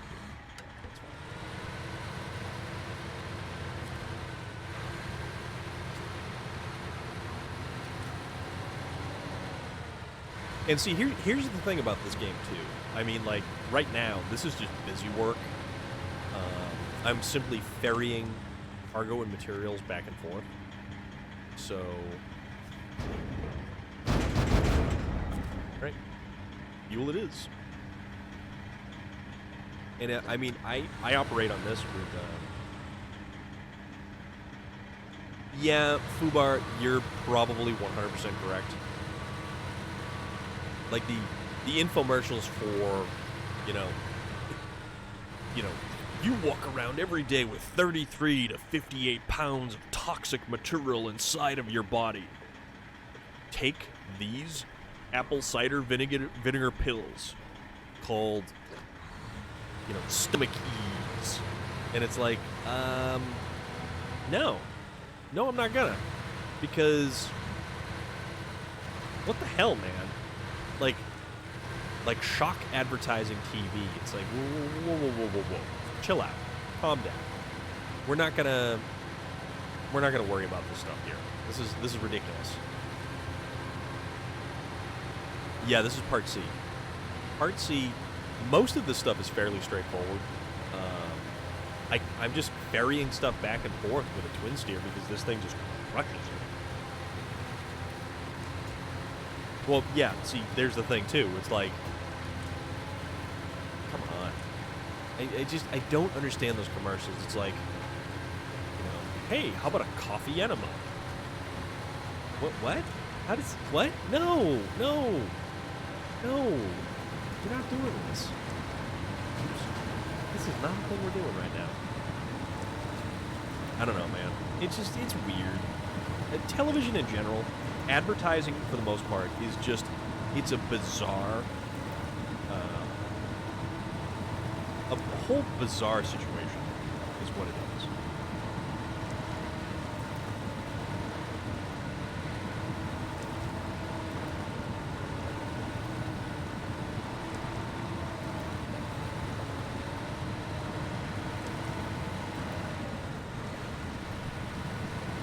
The only time you see long infomercials on UK TVs in the early hours of the morning, and the cable channel's shut down, and even then it's basically a shopping channel.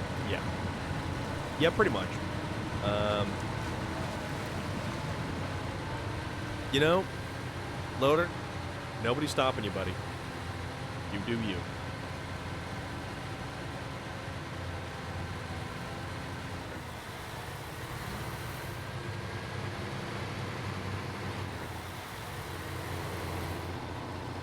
Yeah, I mean... Okay, then. We don't have to go any further.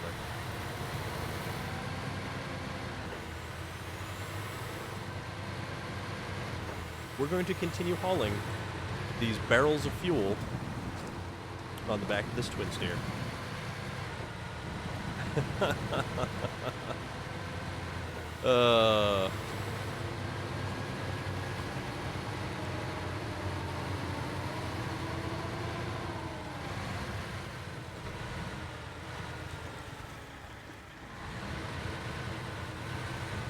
5 a.m. Comedy Central here advertises Adam and Eve.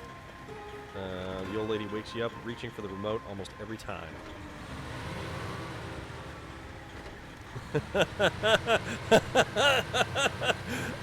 William Sterling, you win the comment section for that particular one. You'll do anything for love, but you won't do that. Won't do that or do that.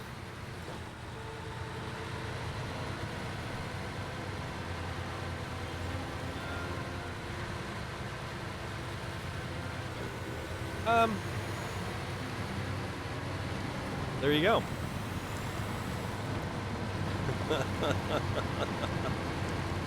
And to think, everybody not hanging out in the channel is missing out on all this very compelling and interesting conversation.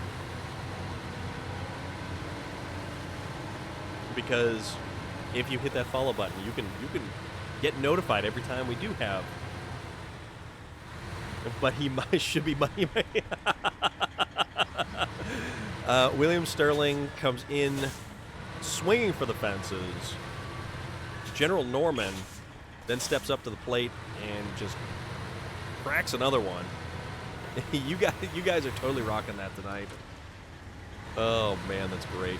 That is great.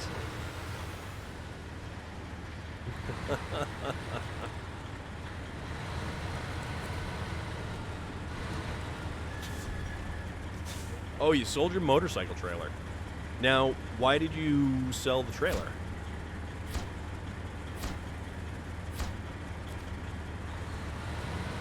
Also, you're keeping the Equinox, right?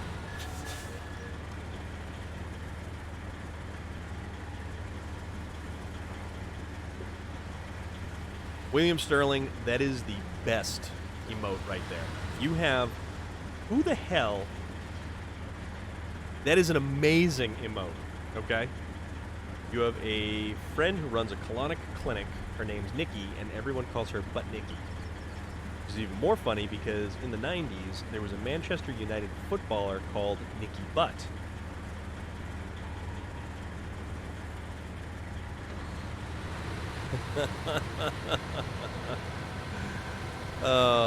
Everything about this has gone to pure comedy.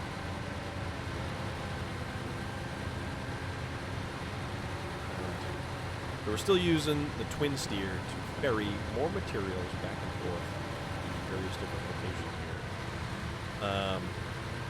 here. Yeah, keeping the Equinox, that's not a bad thing. There are a lot worse vehicles out there to have.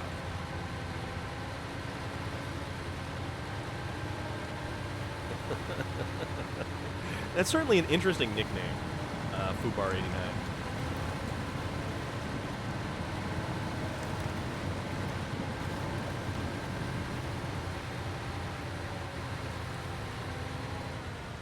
From a band called Glowstick Willie. Glowstick? Okay. No, I read that wrong. Glowstick. Glowstick Willie. There's some innuendo there, and yeah. All right. So 2 steel beams. 2 steel beams with twin steel. We can do that. So we will transport 1 more large pipe. Oh, wait a minute. Hold on. Then we have 2 more trips. So wrong turn. Didn't need to turn just yet. So we need 2 more trips, so we'll do the 1 large pipe and then the order of small pipes.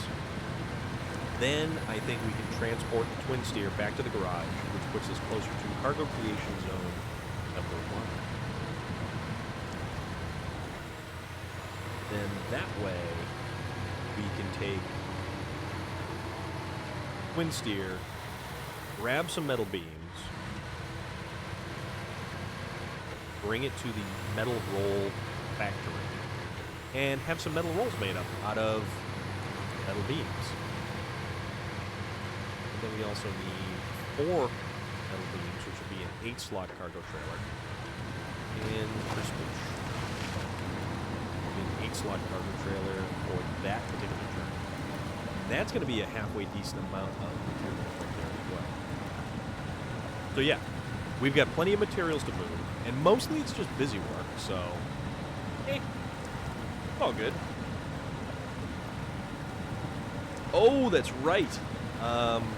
Yeah, it is coming to Steam, and this game is actually coming to the Nintendo Switch too, I believe.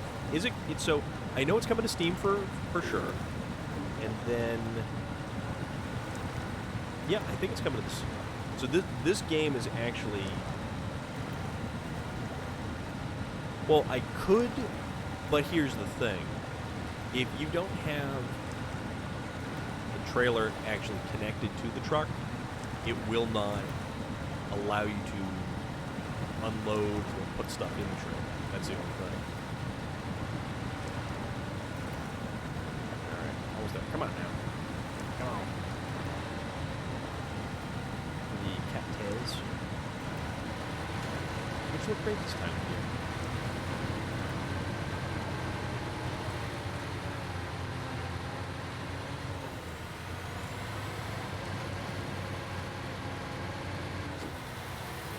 Yeah, it's actually really cool that this game is now on Steam because it opens it up to a whole new audience. On the Switch, another audience, and it's actually, ow, damn it, it's actually really cool. Well, also, Loader, depending on the zone, I would imagine. Because you get different rollouts in different probably parts of the country, I think.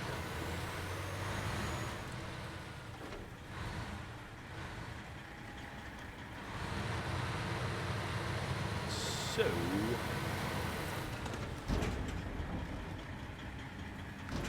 large pipe.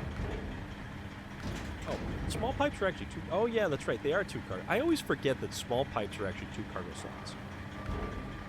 Large pipe. We'll do large pipe, and then we'll do the small pipes. We'll recover, we'll get metal beams, and then we'll make our way to the metal roll factory.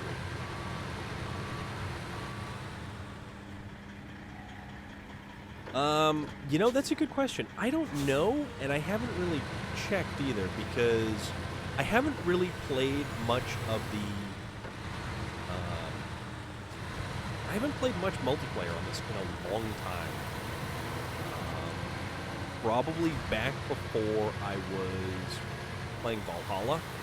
So, November, October, September of last year was probably the last time that I was really super into the multiplayer on this. But I think the difficulty with the crossplay is that it's the mods on this game. Like, the consoles, especially the PlayStation, have such an issue with various mods and the memory limit on the mods. So if you try to jump into a game in multiplayer and try to, find a group, and I believe it makes you download the mods even though you may not be using them, but it's just obnoxious that way.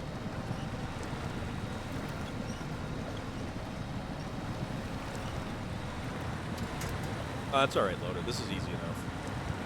Yeah, I do hope that the PC stuff...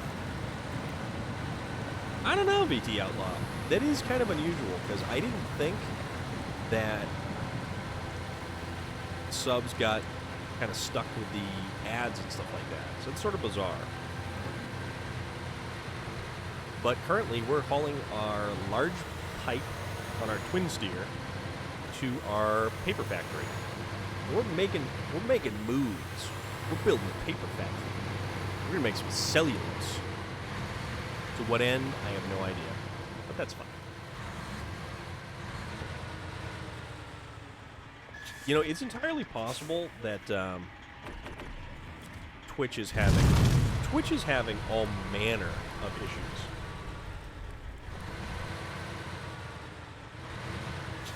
Let's see.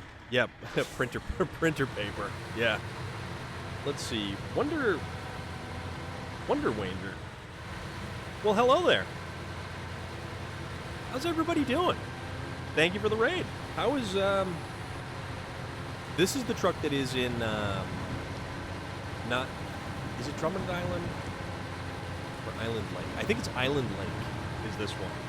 So, how's everybody doing today? We're doing good. Dizzy Lizard care package. What's good, everybody? We are playing SnowRunner, and we are trying to complete, or well, we're just hauling materials to the paper factory using one of my favorite trucks, which I don't use nearly enough, and mostly it's just been a little bit of busy work, going from the cargo creation point to the paper factory to just dump stuff off.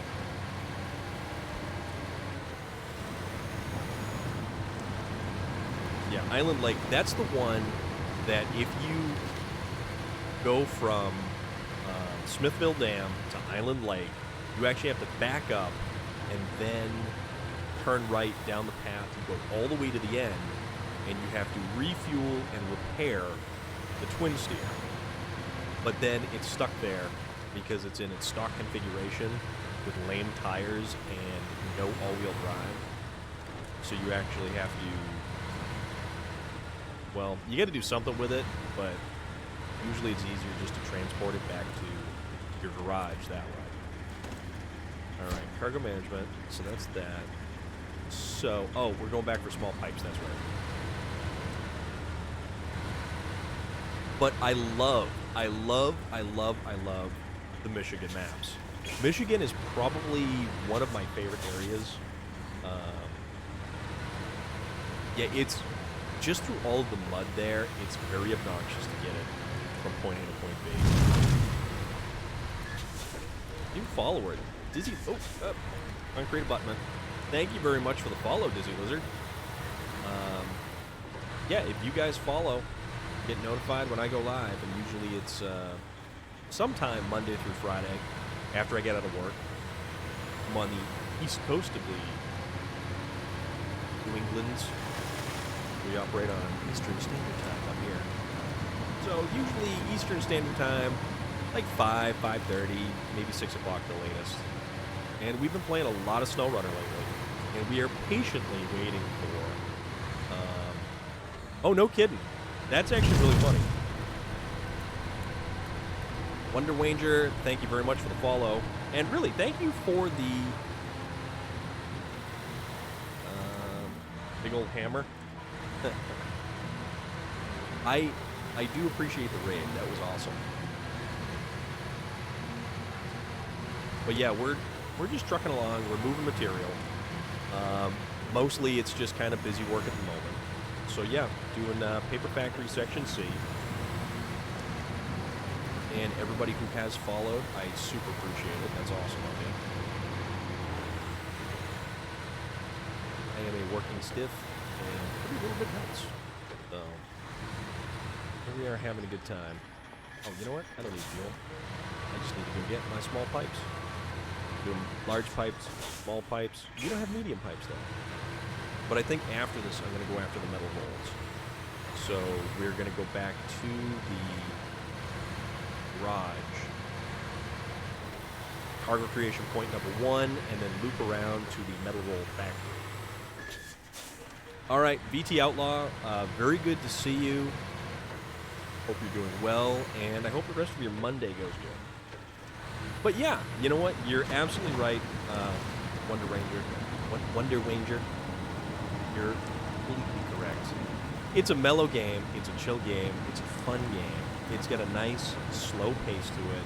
And we get to sit here, and we get to talk about goofy stuff, and just have a good time. Because we're here for the fun. And as I've said, it is not a game of fast-paced mayhem and action. But this is legitimately a game of inches. And as much can be described as life. So, if you take life lessons from SnowRunner, there may be setbacks, but you've always got a garage full of trucks that you can dispatch to alleviate those setbacks. We did have a major snafu early on. We left off last week trying to get to the quarry to get the bags of sand. We used the Azov with a fuel tanker on the back and a generator hauled along by the other twin steer, Paystar. We didn't exactly make it. We had some issues, and those issues came in the form of both trucks dumped on their side. The second truck actually dumped on its side, trying to right the first truck. So we kind of called it for the night there, and we decided that we're going to send out another truck, to sort of fix things. So we did send out the Azov with a crane, the 64-131, I believe, and that managed to get everything back and moving again. So that was a step in the right way. Stay out of the mud, that's the life lesson. Yeah, you know, that is a very good life lesson, because you never know how deep that mud is. And sometimes you don't look before you leap. And you wind up buried up to your axles. Because it's a good time all around. What you thought was going to be a good old mud puddle and a little bit of splish splash and some mud up on the side of the truck winds up being an awful long day with a shovel and a bad attitude and lots of regret of life and life choices at that point in time.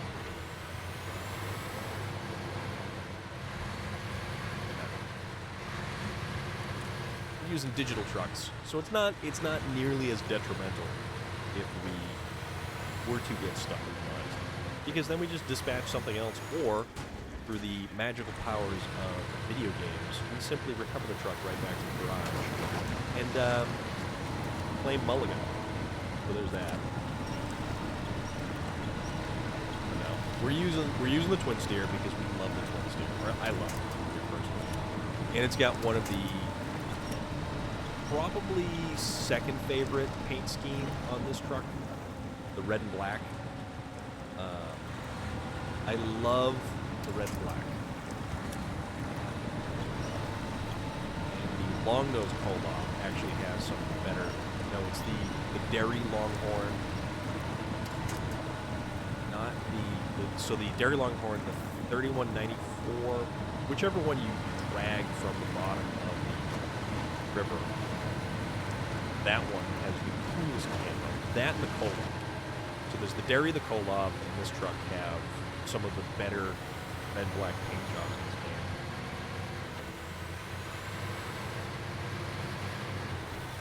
What am I eating dinner about, Loader? I mean, eventually I do have to get some food. Eventually. But now is not that time. Because we are having a good time.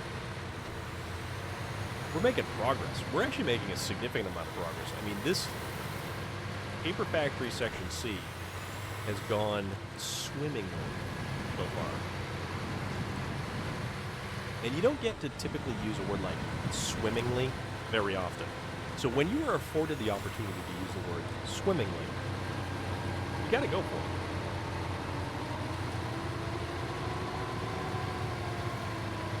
didn't swim. That's also what happens when you, like, you're not paying attention, and then you send the truck careening into the river instead of actually going across the bridge. Well, that truck just went swimmingly. So the Assassin's Creed Valhalla DLC, the major DLC, comes out the 13th.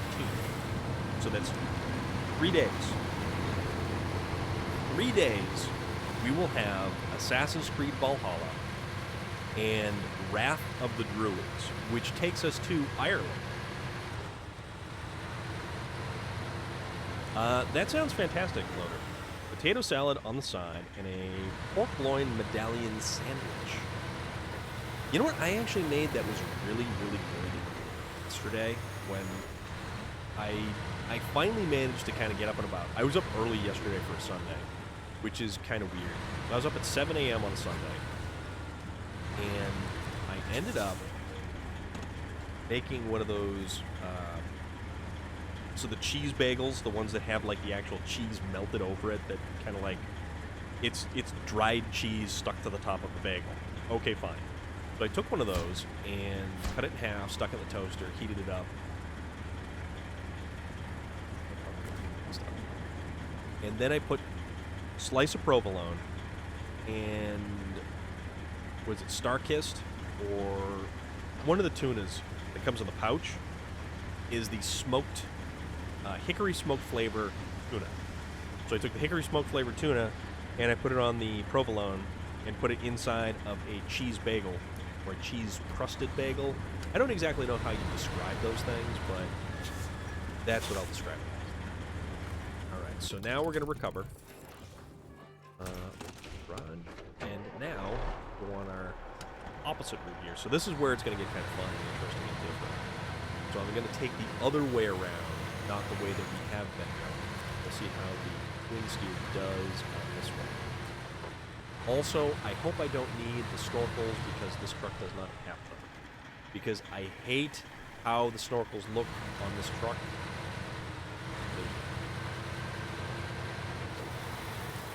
But yeah, that bagel with tuna was actually really, really good.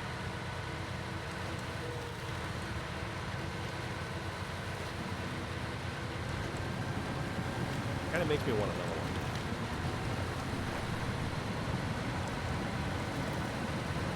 So, yeah, see, most of the trucks have an issue getting across this little water section there. Even the Kolobs have an issue getting across there.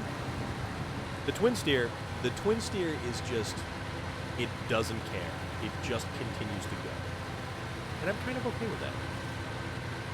But, yeah, 216 land. We are up in the air about kind of how we're going to approach the DLC for a bunch of the new games lately. Because we've got, on the 13th in 3 days, the new DLC for Valhalla.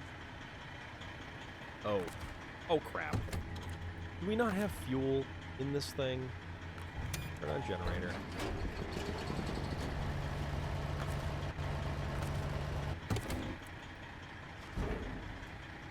Alright. So we have one metal beam. But we have no fuel in the... So, we have no fuel in the generator. We need the metal beams. We need 150. Okay. So because put a little bit of fuel, we're going to do this. General Norman, you are out of work for the day, so that's a good thing. Now it's time to go home and relax, or are you... Alright, so... We'll refuel the twin steer into the generator like that. And then just cover this guy. Then we actually need to Fleet Star. This Fleet Star. Trailer. Recover this one. Because we'll actually... Tell you what, we'll take this one across the water with the twin steer. You're waiting on Subnautica? Okay. So now you get to do the fun stuff portion of your job. Or is it the other job or just the fun portion of your job? So I'm going to drag the Fleet Star across with the twin steer. I like how that truck sounds, though. All right. We have one metal beam. We can make another metal beam. Okay. No, we got this. So it's only a slight setback because I had completely forgotten that we used all of the available fuel in the truck and the fuel carrier for the creation of cargo.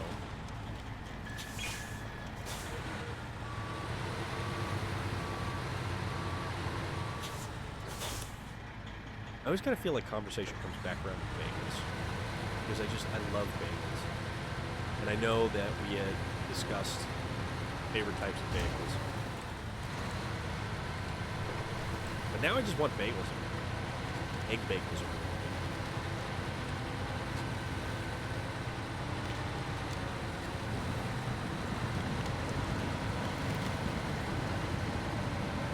Just kind of casually drag everything across here. See? What we got back there? Moving along. Not a problem. And where are we stuck? We're stuck on something. That's what we're stuck on. There we go. Alright, now not stuck.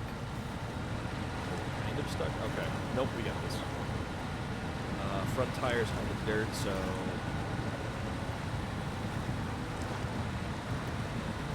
the twin steer just has no problems.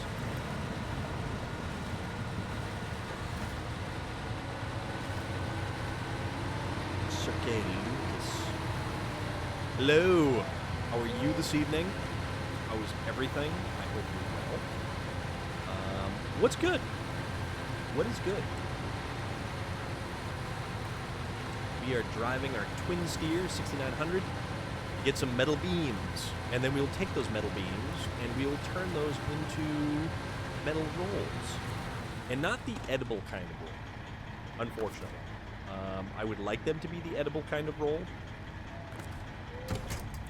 but side note, tired, exhausted, so the standard. It's been a rough day, but ready to lay down and grab some sleep. How goes the roads? The roads have been actually very good because we've sort of been doing just a little bit of busy work, transporting probably half of the cargo that we actually needed from a cargo place to the paper factory that we are restoring. The roads to commute. Where we're going, we don't need roads. That's such a great movie. It is such a great movie. Such a great movie. And I know I've asked this before, and I know... Oh, we gotta back up a little bit. The majority of people said Back to the Future 3. Now, in terms of movies, favorite time traveling movie, because you're always going to have the standard that is Back to the Future. But what is, other than Back to the Future, because that should be, it should be your favorite time travel movie. What is your additional favorite time travel movie? We need one metal beam, and then we're going to make one more metal beam. And then we load up that metal beam. There we go. Looper. Ooh. Beyond Back to the Future, Looper. Back to the Future 3 has grown on you with time. Still not as good as 1 and 2 in that order. So it's interesting you say that, Fubar, because we had a discussion last week about Time Bandits. Yes, Bill and Ted. How about a little bit of Van Damme with Time Cop?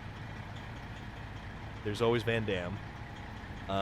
Yep, you can definitely go back and think about it, because we had discussed And the general consensus was Back to the Future 2 is your least favorite. Little Stig 0577. Time Cop, yes.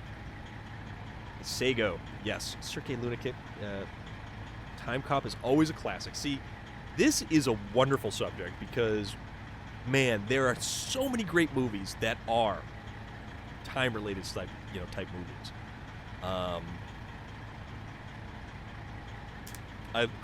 But you know what? Jean-Claude Van Johnson has some good Time Cop versus Looper bits. I don't think I've ever seen that. I will have to do that. I'm going to go off the wall a little here with time-traveling movies and say Interstellar. Showgirls is a good one as well. Time stops when you watch it. I see what you did there, Sir Candunicus. Excited for Flashpoint.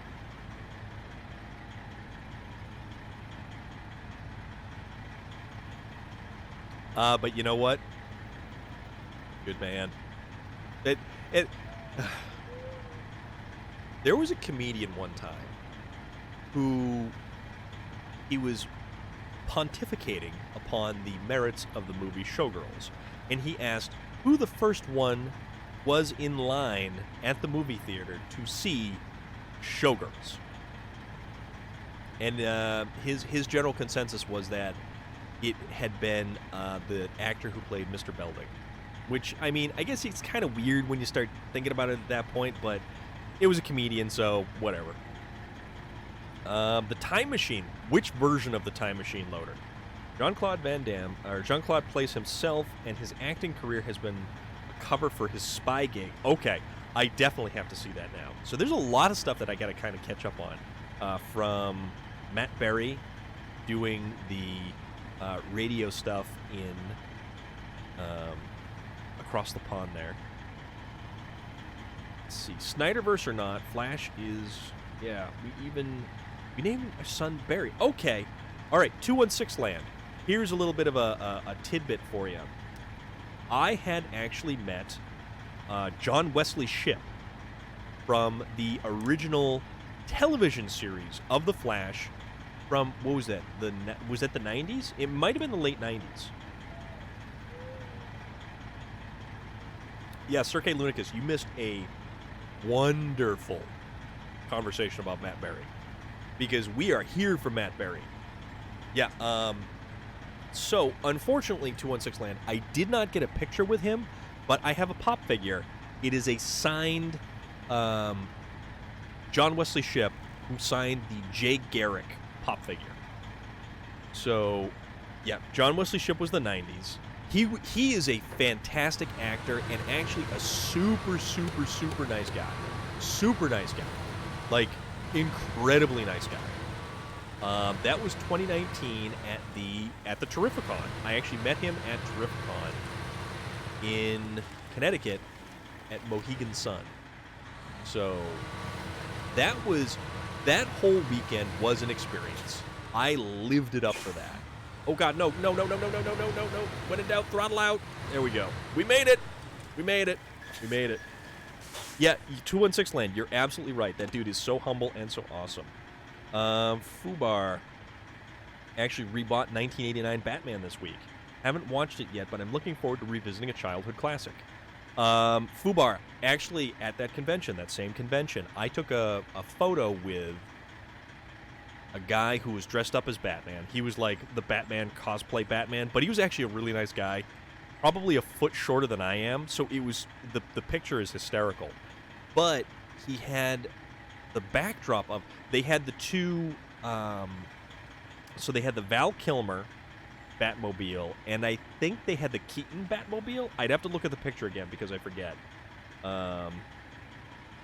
have only a few minutes before your pain meds kick in. Wanted to come by and say hello because, you know what, Sergei Lunikis, we do miss you, and anytime you want to come by and contribute to any of the wonderful conversation that we have, 100%, hop on it.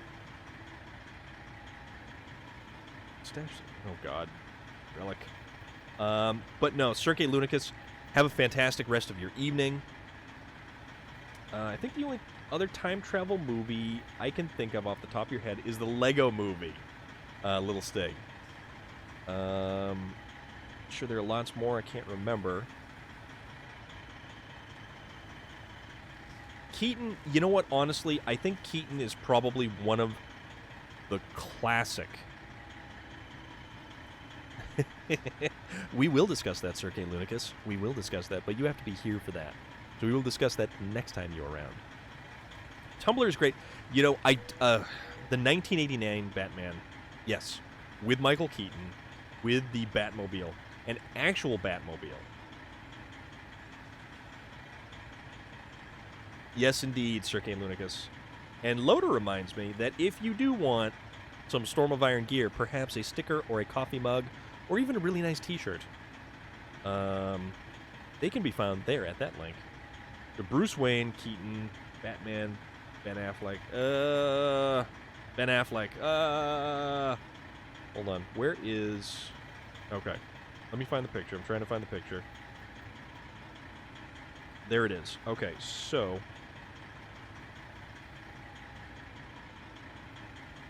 Alright, so it was the Val Kilmer Batmobile, and it is the Keaton Batmobile.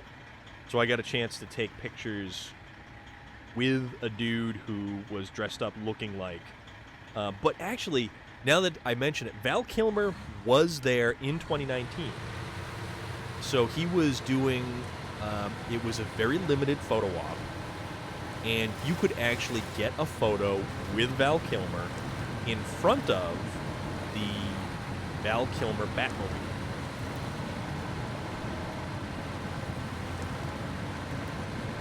Spider-Man, Toby, minus Spider-Man. Yeah, Spider-Man 3 wasn't good. Spider-Man 3 was not good at all. That was not a good movie. Will Robinson was Lanier in Babylon 5? I did not know that. A Batfleck. Yes. I still think you're 100% right that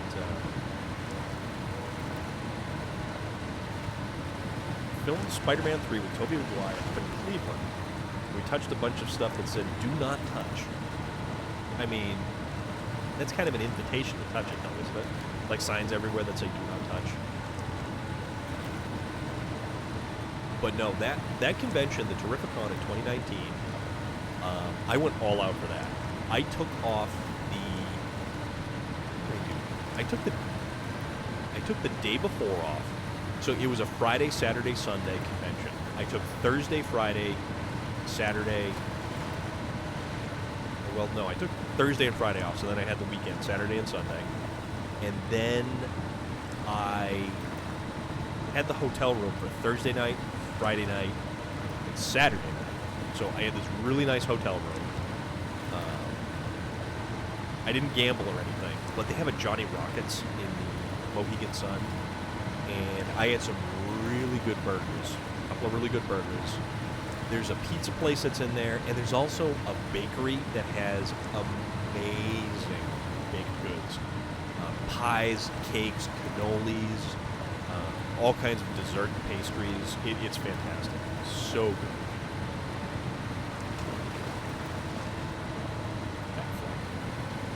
Cars, props. Oh yeah, you're touching it. Surely everyone just prods it. Just a fingertip. Oh, that's awesome. Alright, so let's get these metal beams over to the metal roll factory. Do a thing. And presto changeo, we have metal rolls. A stag hand. That would be funny. No, there's going to probably be stag hand armor in Assassin's Creed Valhalla. But we'll get there. We'll find out. The promo picture for the DLC looks so cool. I mean, who doesn't want a deer skull with antlers somewhere? I think I absolutely need a deer skull with antlers hanging off my wall somewhere. I'll find a place for it. It would be kind of cool. Actually, I do have this really nice print. It's an art print of a Viking warrior with a series of longships in the background. And it's just this... It's a really cool print, and I got it as big as I could get it. So,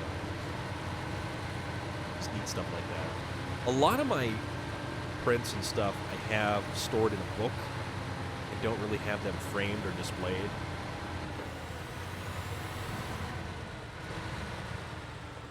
AC, yeah, Assassin's Creed Valhalla Dragons. I don't know about that, but you know, no.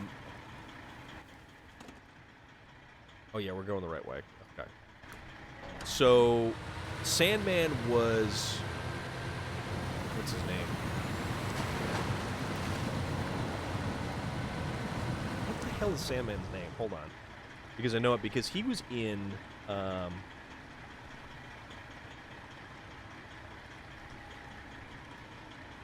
He was in Wings, which was on the USA channel.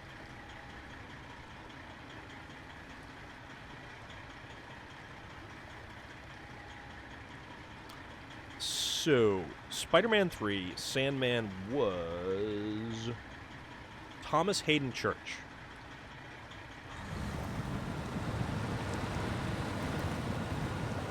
A Stag Hand Touch was a prod with all 5 fingertips. You know what? That makes sense, Fubar. I'll go with it. And I don't think it's your brain being weird, but your brain being awesome. Yeah, Thomas Hayden Church is a fantastic actor. That dude actually gives a lot of good interviews, too. I think he's been on Stern a bunch of times and stuff like that. Oh, that is...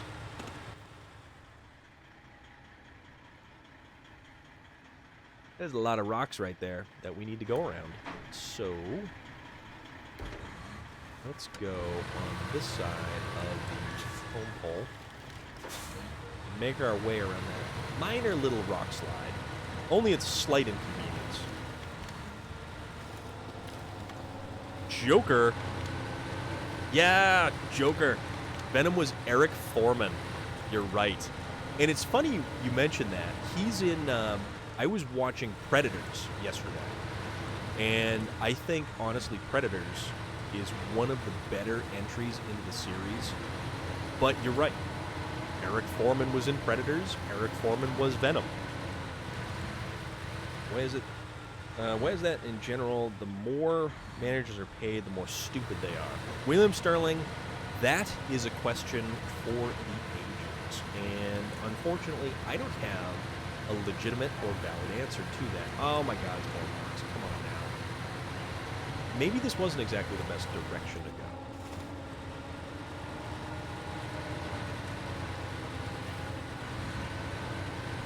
Most of the stage hands for Cleveland and Akron area, so it's going to be the wave.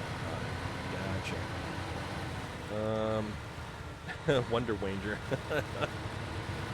That's a fun emote right there. Eric Foreman disappointed me in Spider-Man, but he did an amazing job. Yes, exactly. That's what I'm saying. Lawrence Fishburne was totally crazy pants. Danny Trejo was awesome. And what's his name? Who did the piano? What's his name? I can never remember his name. Oddly enough, he had a fantastic accent in that movie. That whole movie was great. That movie was so good. And the showdown between the Yakuza and showdown with the Yakuza and the Predator was legendary. I think that was just one of the best scenes.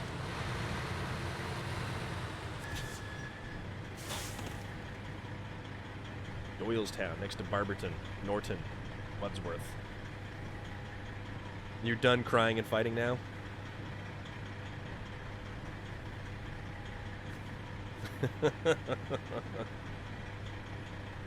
Relic is causing mayhem. Alright, so we make... Alright. 4 metal rolls. 4 metal rolls.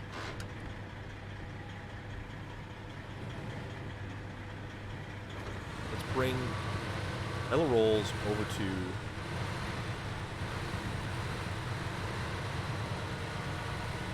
the Joker. What is good, man? How are you doing?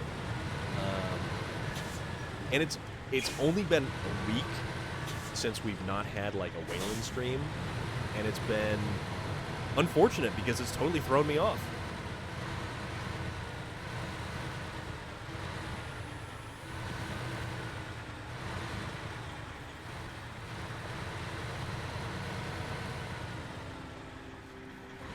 How's Outriders been going? Because I actually picked up Outriders, and I've been playing... I played a lot of Outriders over the weekend. I just want to get to the end and figure out which... No spoilers on Outriders, but I'm trying to see where the hell this damn story and plot goes to, because it's weird. And I think once I get to the end, I'm probably going to jump back to Call of Duty and finish up the Battle Pass, but, man... Outriders, and me and Relic kind of came to the same conclusion that it plays a lot in the same idea that, like, Borderlands 3. Borderlands 3 is a fun game with people. If you play multiplayer on Borderlands 3, it is significantly better than just simply slogging through Borderlands by yourself solo.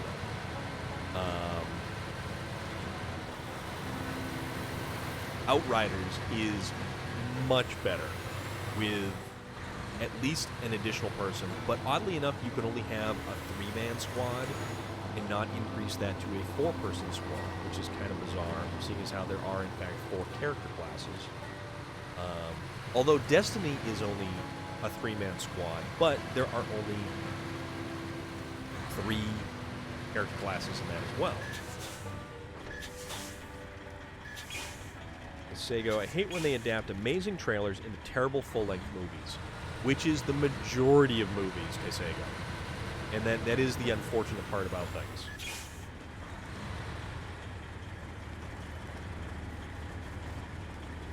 Stashed a cat's treat inside 2 Rolos and told your kids to fight for one of them. In the end, I won, and they both ate a cat treat, Rolo.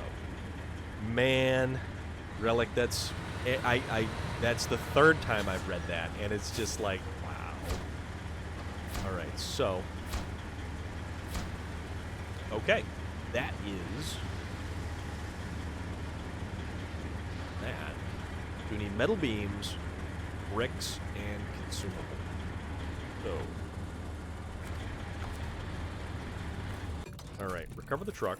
I don't think we're going to be using that truck, so...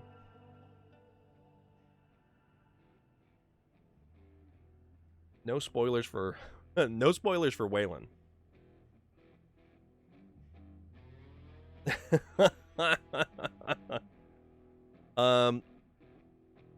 So Puma has been playing... Well, Puma played the new Resident Evil, and basically Puma almost played the whole entire game in one sitting. He streamed for the better part of 15 hours Saturday night into Sunday night. And that was nuts. That was absolutely nuts. Dealt with the doll yet. I didn't see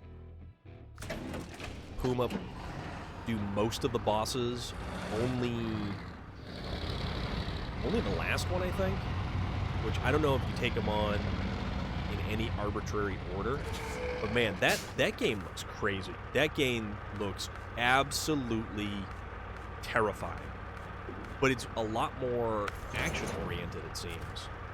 Alright, super heavy trailer. Raise the suspension. There we go. Let's go get 4 metal beams. And let's see how this goes.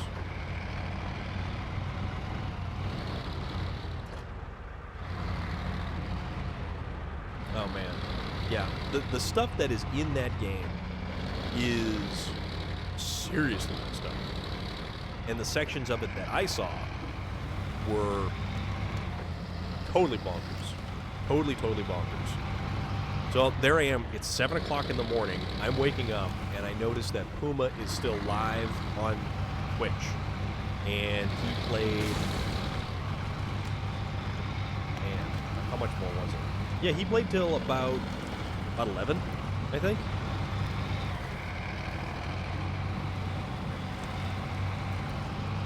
That dude's got some issues.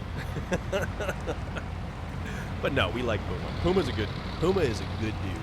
But no, some of the stuff that you see in that game, and I certainly hope that nobody spoils it for Waylon, because he will probably do things, terrible things, to any individual who does spoil that game.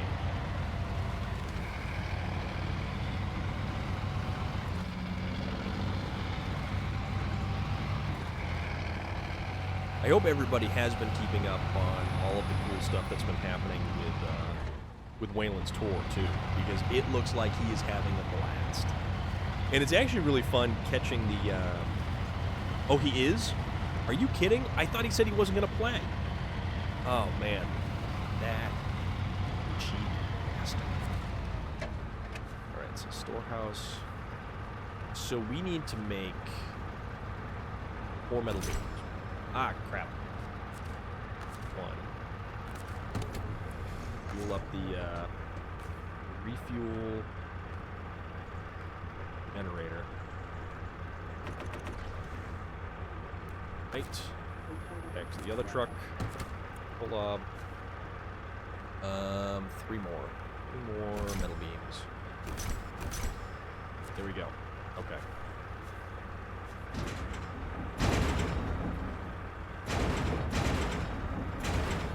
Boom. There is our metal beams.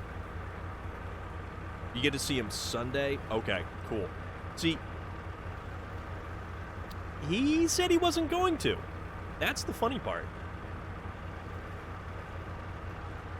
He looks like he's having a blast, though, which is awesome. I mean, at least somebody gets to go places and do things and have a good time, so... It's gonna be anybody. Let it be him.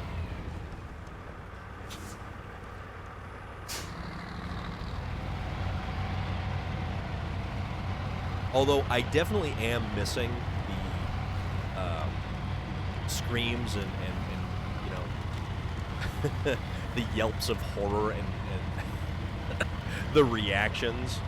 Oh, that's cool, man. That is so cool. I just wish, you know, I'm patiently waiting for New England to start opening up and playing shows again, because if he makes it up to New England, I'm definitely going to see a show, hands down, without a doubt. It goes without saying, and I will definitely get myself a VIP for that too, because gotta do it. Gotta support the good people is what it is. And the thing is, if he was a jerk, I wouldn't be, you know. I wouldn't be watching, and I wouldn't be tuning in, and I wouldn't be supporting the music. I mean, I'd probably listen to the music, but he was a jerk. But being nice goes a long damn way. I don't want to turn that way. This way. Kind of had a brain fart on. Back the trailer up.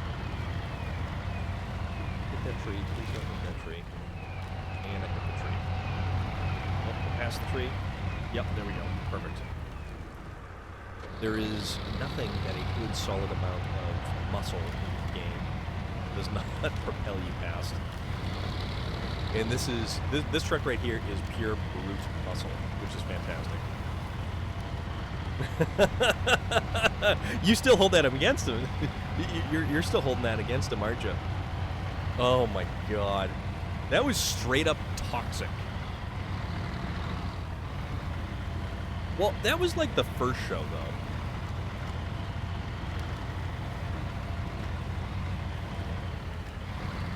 Yeah, definitely shoot some life into the crowd. That's for sure. Felt bad seeing the live feeds. Yeah, you know what? It is actually... Well, yeah, so here's the funny part, Fubar. This trailer, so because I backed up on an angle, it kind of twisted the beams and everything, so it sort of made it weird. But this trailer has so much flex to it. So much flex to it. But then you take the twin steer out, which is a 4-slot, and yeah, it's a truck chassis, but the twin steer has 0 deflection and flexing in the entire chassis. It's kind of weird. Incarceration looks like it's going to be a great lineup Sunday with AKC. Yep. Yeah, dude, the whole incarceration thing looks unbelievable. I mean, that is a tour, or that is a show right there for the ages. I mean, those bands, that lineup, unreal. But if, like, you're not camping, or if you don't have a camper, it's gonna be, I think, gross. Bust out the box of wet wipes. Give yourself a little chamois shower, you know, with the wet wipes.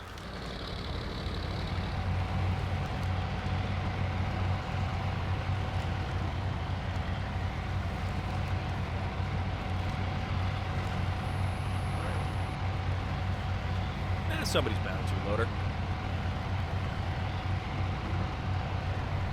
Oh, 30 minutes away? See, that makes it cake. You could just, like, make your way down there and call it a day. So this is going to be... You know what? Getting these metal beams over here was way easier than I thought it would be.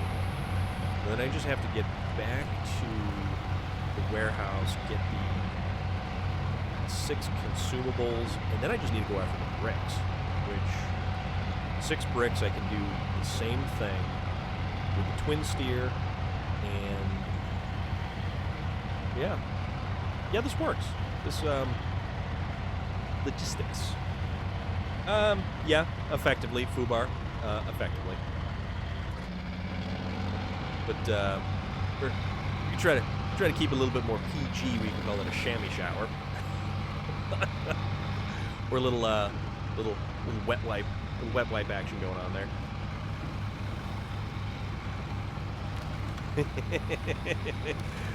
Yes, Relic, you did. And I don't know why.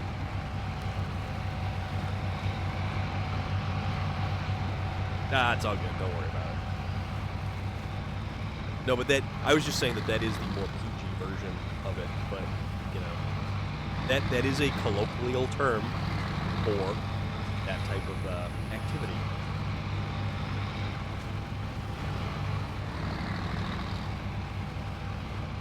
We don't need the auto mod going crazy. So we don't need the salt the earth policy that the auto mod has taken.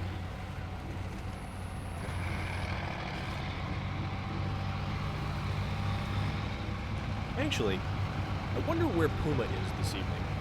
Because I know he wasn't streaming, but he did need some assistance with setting up some stuff on his channel.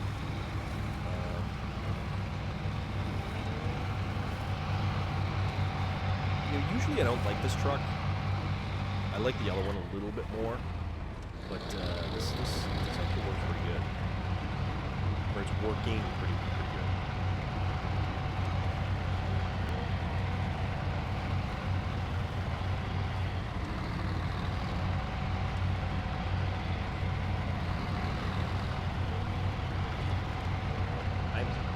It's already almost 8:30. I'm starving. That's the unfortunate thing. Although, I do have Reese's, and I do have... You know, I still have some of these damn trolley Sour Bright crawlers, which I have Oreos too, but I'm not going to indulge in that. Slaps your own hand. That's alright. That's fine.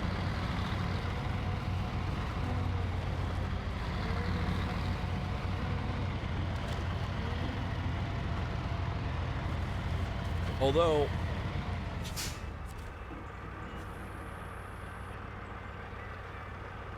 oh, Puma or pork loin in onions and peppers with tons of seasonings, slow cooked in the oven.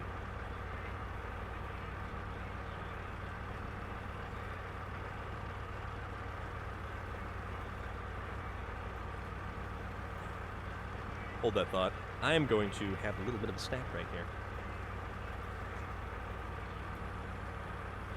I'm going to have this wonderful Reese's peanut butter egg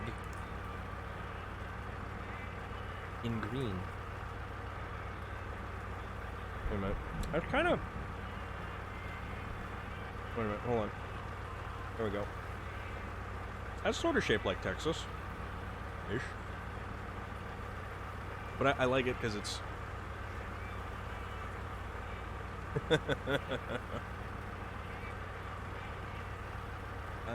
you know what? I need a second one.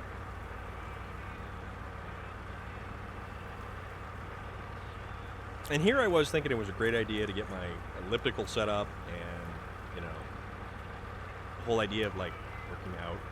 Or at least attempting to become slightly healthier. Reese's alien egg. It is. It really is. I love onion rolls. I love onion rolls. Alright. Here we go. Valley full. On my giant mechanical steed.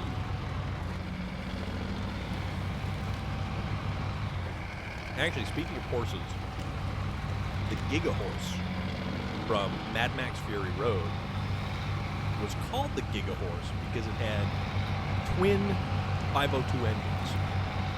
So you had 1,000 horsepower.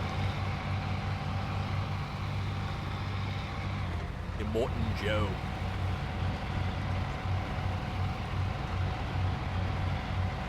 Jacob like the spine. That was a great movie. That was, I think Fury Road is probably one of my favorite movies of all time.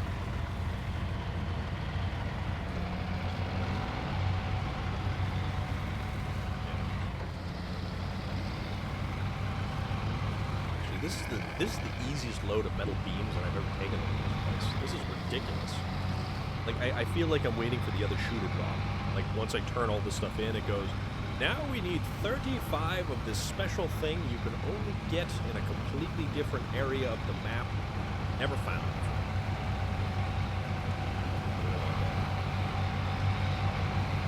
Low powered by today's standards.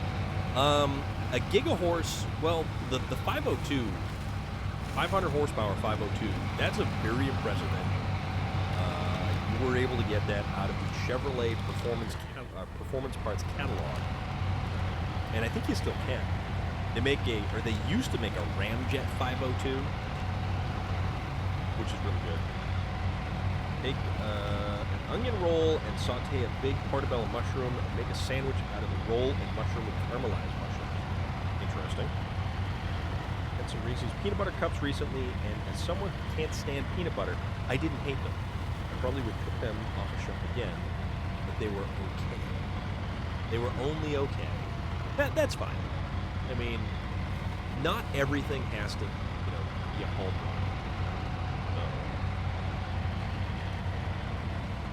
I mean, we'd all like it to be, but not everything has to be. Sometimes things can just be home.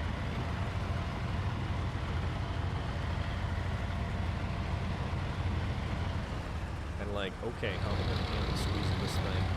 Because I am infinitely lazy and I don't want to move this other truck. Cargo management, 1, 2, 3, 4. Perfect. Okay. But now, let's use this truck and go over to... We need to get the 6 consumables, which we can use with this truck. How about... take this truck and we bring it over to get bricks. Because we can hold the 6 bricks on this thing. That's pretty cool. Reese's Pieces are so good. And I will still say that the best friendly sundae ever was the Reese's Peanut Butter Parfait sundae. And I do miss Friendlies. Friendlies had a not bad setup, but I mean, yet again, it was another place that sort of didn't adapt, and now it's gone. You know what I hope sticks around for a long damn time? Texas Roadhouse, because I want to go get a nice sirloin. I want to go get like an 18-ounce sirloin, medium rare, with my choice of 2 salads. Thank you very much. You know, okay, so here's the thing about Hershey's Kisses. There is entirely too much effort put into having to unwrap a Hershey's Kiss to eat the damn thing. Only chocolate I've ever had that tasted like sick. Ours on this side of the pond is not much better. For double hot fudge caramel sundae with real whipped cream and a cherry. Creme. Real whipped creme is good. Is very good. Did I leave the other truck up there? I think I left the other truck up there. I hope I left the other truck up there. Man, mirrors. This is the largest series of materials that I had to collect in the shortest amount of time. Because it's not even like, what are we at? We're at 8:30 right now. Somehow or another, we're only at 8:30, and we've just about crushed the Paper Factory Section C. Need a new keyboard? I mean, if you keep eating all of that food and have all the crumbs down in your keyboard, of course you're going to need a new keyboard loader. Of course you will.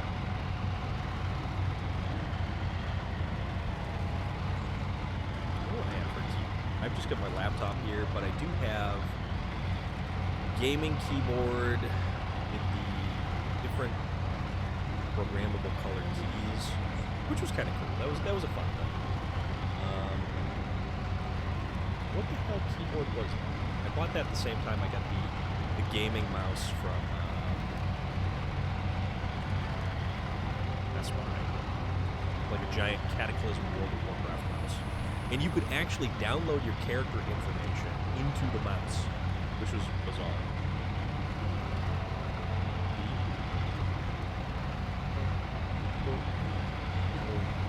Crap, I can't remember what the hell it was. It was like a 522. Whatever that is. Brand. Logitech. Thank you. Boy. Too much information up there. Sometimes it just takes a minute to kind of like dig it all out. There is so much information. Clean out the keyboard constantly because don't eat at the desk.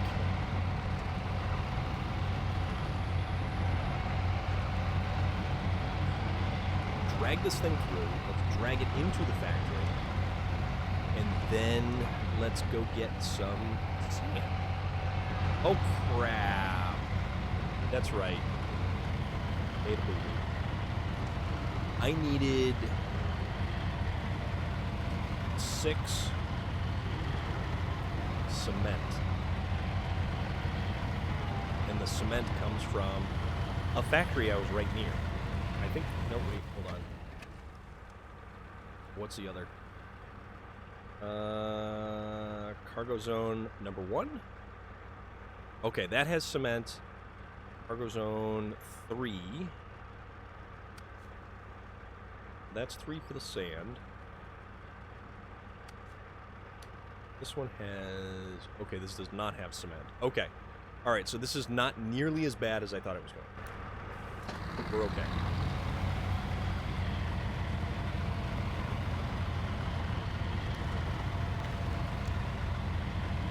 Alright. And luckily, I left that truck in here, but we also need to fuel up somewhere too. So before we get too crazy... Also, we've got plenty of fuel in this thing, so that's alright. Park this guy. Alright, where's our nearest fuel station?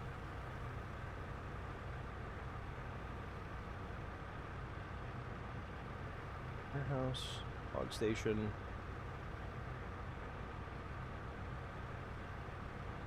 Fuel station's right over there. Alright, that's not nearly as good as I thought it was going. Favorite Alien movie? I like Aliens, the second one. I like the second one because while the first one was a space thriller, the second one was a straight up action movie.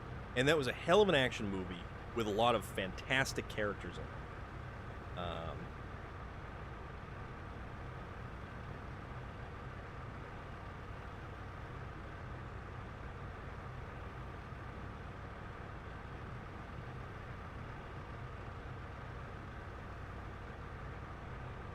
Yeah, Aliens I like, and you need to watch the uncut version, because there's a lot of scenes in the uncut version of Aliens that is actually really good.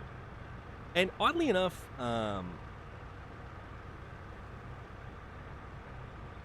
Alien Resurrection wasn't nearly as bad. Yes, Paul Reiser is... For Paul Reiser to be like the nice guy on sitcoms and stuff like that, he was a colossal tool in Aliens. You're right. Oh, I thought we were talking about the pantheon of Sigourney Weaver alien movies. I didn't realize that we were talking about all alien movies. But you know,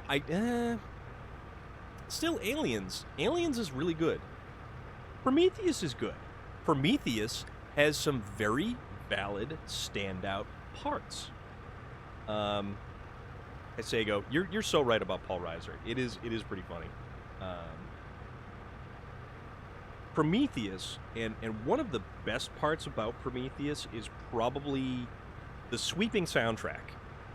I am a huge fan of soundtracks in films and how they add the overall experience of a movie.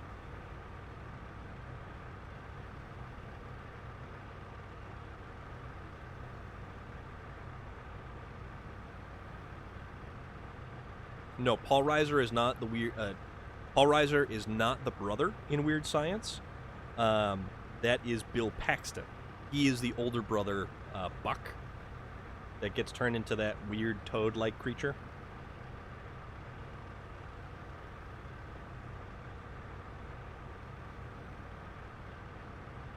Weird Science was a very strange movie. That was like nerd fantasy cranked up to 11. That was Kelly LeBrock and Michael C. What's his name? Whatever. Bill Paxton is also great in Aliens. He plays a fantastic character and has some of the most memorable lines in the entire film franchise. Beyond a shadow of a doubt.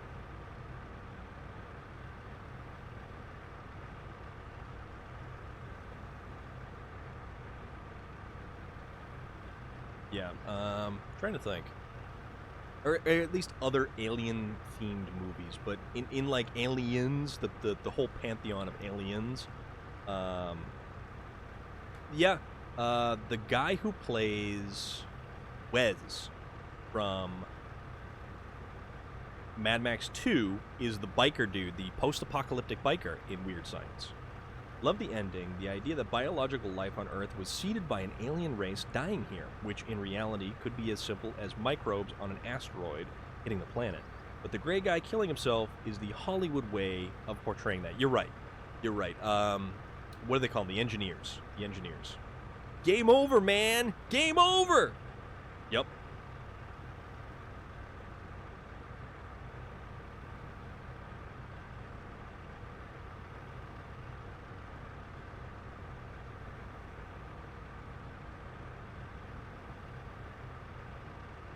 Favorite Iron Man is the jerk in it. Oh yes, that's right. He was one of the jerk boyfriends in that. You're completely correct. Paystar. Paystar has very little fuel. So let's go. Oh, but you know what? As long as I have that fuel carrier down there, and I think should be enough. Yeah, there should be enough fuel all around in all of that stuff. So I should be okay. It is amazing that Robert Downey Jr.'s career is it's almost divided in two halves. There's before Iron Man and after Iron Man. Or at least that's what it seems like. But now I really want to listen to the soundtrack from Prometheus. And I probably should cue that up into my Spotify because I love music like that. I love soundtracks like that. The soundtrack to Fury Road makes the movie better. The soundtrack to Assassin's Creed Valhalla makes that game better. Oh, you know what, Kaisego? Yes. Yes, I am.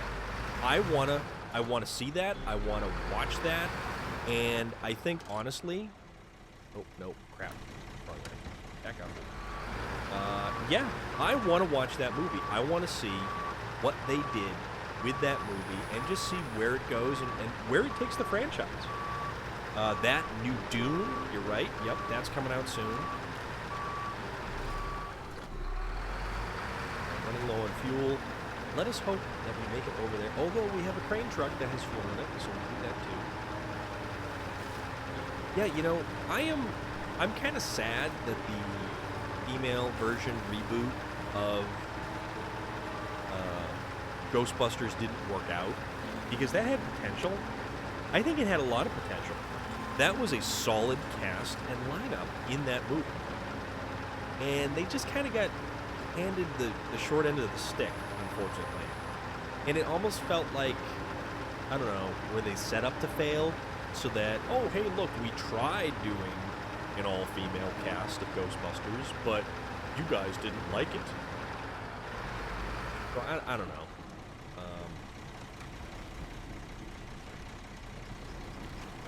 I would have liked to have seen it done better. Yeah. I mean, it was funny in parts. It had great characters. I like all of the actresses in that. And the fact that they used Chris Hemsworth as the himbo, basically, that was good. That was okay. Made it. This is good. Let's trucks this guy. Fuel. Full tank into the A-Star. Refuel that. And refill the generator. Okay, we got plenty of fuel. This is awesome. Truck back to the A-Star. Nope. Army of the Dead and New Suicide Squad. You know what? That way, yeah, Fubar89, that would be the conspiracy theory option of that. You're right. I mean, I don't know for sure.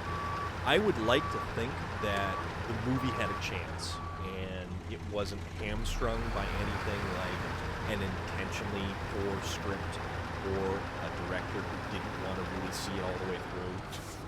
But trailers for Army of the Dead, I am so about, and that's this month. That's like a couple of. So the generator. Okay, so here's the cool thing. So the generator is a new trailer. You have to park it in the generator area. So you park the generator in the generator area, and you fire up the generator. Then you go over to the storehouse, and this is the crafting portion. So where the Yukon gave you crafting, this gives you a different kind of crafting, but you have to use the generator, and it'll show you the amount of fuel required to craft and create a particular thing. So we need 6 packaged sand. So that costs us 100 fuel, and the generator itself holds 1,500 liters of fuel. So you can make a finite amount of stuff in different various places around the map. So that's what Cargo Creation Zone 1, 2, and 3 do. This is Cargo Creation Zone 2, and the only thing that this makes here is packaged sand. But if we go to Cargo Creation Zone, say 1, which is the one directly near the garage, that one makes a lot of other different stuff. So that will craft cement, concrete blocks, concrete slab, consumables, and metal beams. Exactly. It activates the facility, but the fuel is what you use to create the item. So each one of those bags of sand requires 100 liters of fuel to create. So it's a neat way of kind of putting a different take on it. So I use the sand to bring it over to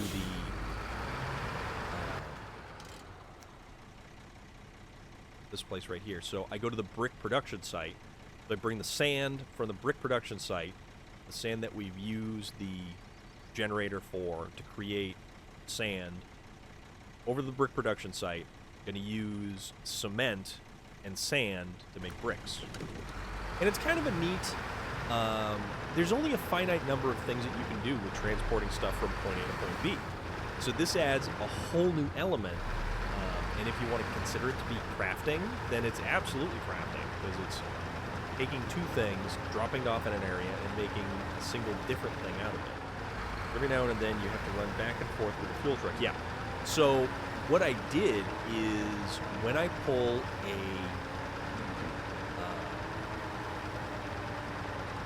a generator, so the generator comes equipped with 1,500 liters of fuel. I will pull that generator over and leave it attached to a truck that has a fuel tank. Because every time you load into the map, you actually have to start the generators again. So if you haven't, if you've been using the generator to create, like, if I stop playing this tonight and then I come back tomorrow, I will have to come back and fire up that generator again to be able to craft stuff in the crafting area. So unless the generator is actually running, you're not going to, it's going to tell you that you're not able to make anything in the crafting area. So it's kind of an interesting little setup. It really is unique. And I like it. I like that they've added stuff like this to this game. And they've made it so that it has different things to be able to do. Because really, there's only so many bridges that you can make, so many contracts that have to be fulfilled by simply throwing... no, it doesn't use... So, the only time it uses fuel is when you actually craft an item. Exactly, yep. So you don't have to worry, like, if it's a truck that's idling, you don't have to worry about coming back and going, oh crap, I forgot to turn the truck off. It's now got a quarter of a tank of gas left, and I'm kind of stuck.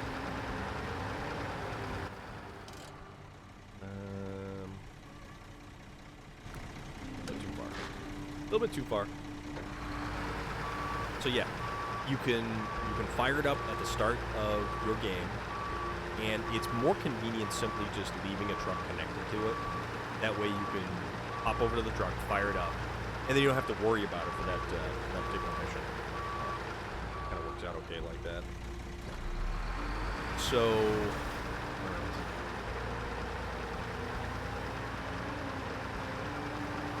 also, it's getting close to that time again, guys.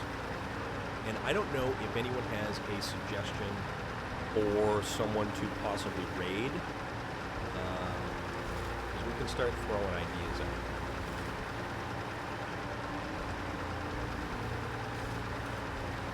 And honestly, everybody who's popped in and followed tonight, everybody who jumped in from that raid, super appreciated.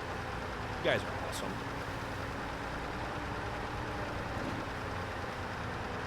That was really great.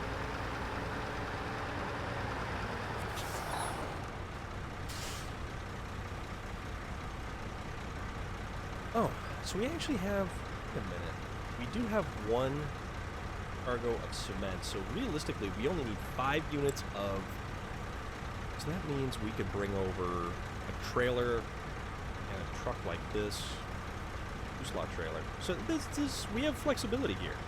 We have flexibility.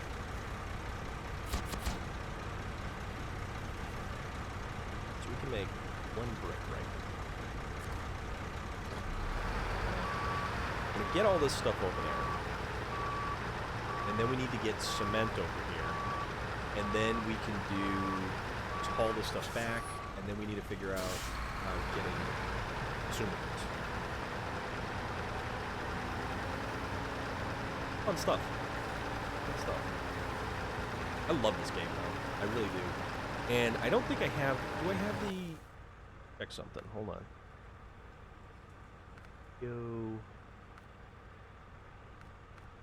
Audio.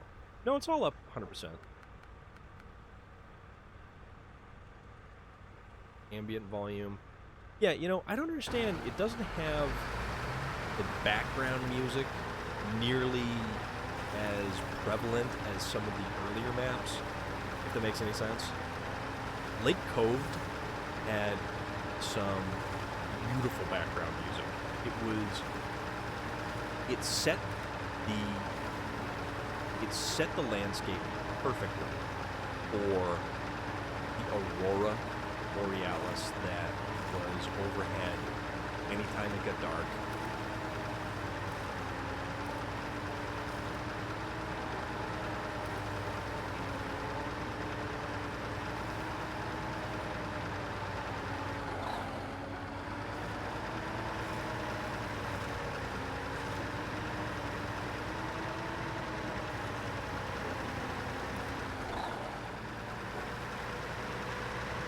Back down into the quarry. Hopefully we don't tip.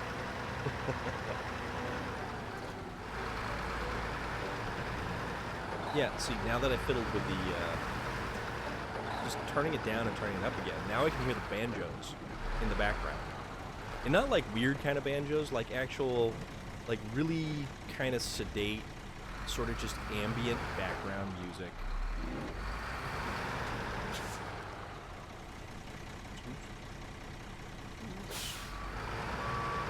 Because there's nothing to quick wedge to out here.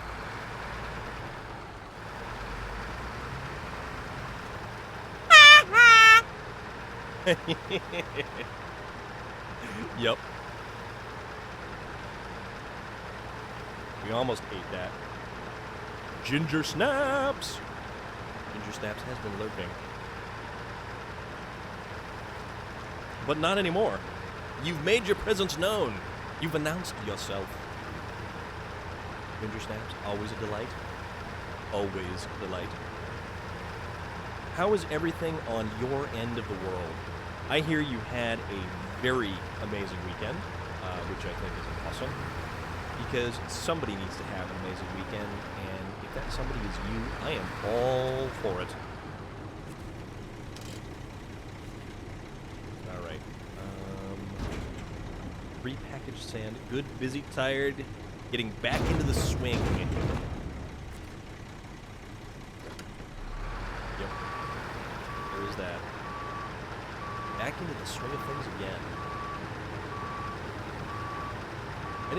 I didn't do much this weekend. I did actually get an AC adapter cable, or what is it, AC/DC? Or DC adapter cable for the elliptical that I have, that I finally got up from the basement. So, you know, things, progress, stuff. You have an announcement to make on your stream and you are nervous. Well, when is your stream?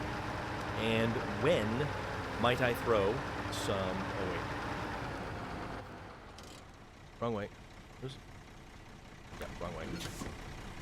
When are you streaming next to make that announcement? Because I can be there for moral support. Ah, don't. That truck was lurching precariously. Maybe now? You're streaming now. Well, tell you what. Don't make that announcement just yet. Because, or if you have, I'm not sure.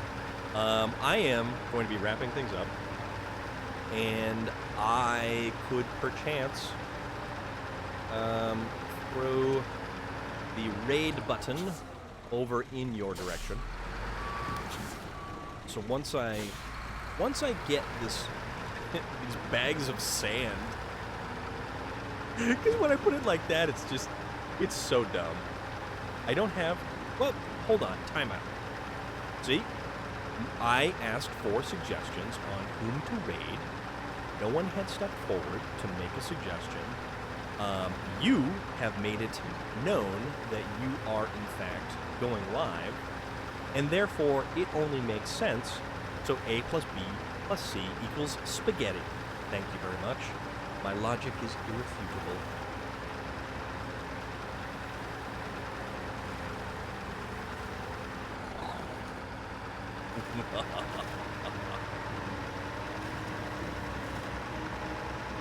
You can't argue with storm logic.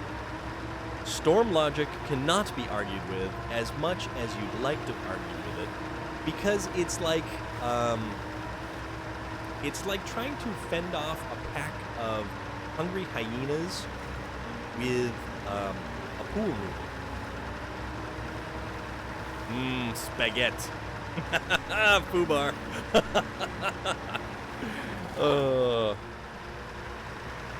Okay, Ginger Snaps. So on that note, ladies and gentlemen, we will be... Oh, that is also a signpost. So we're going to be coming into the 9 o'clock hour. We're going to dump off the sand. And when you say it like that, it's just like...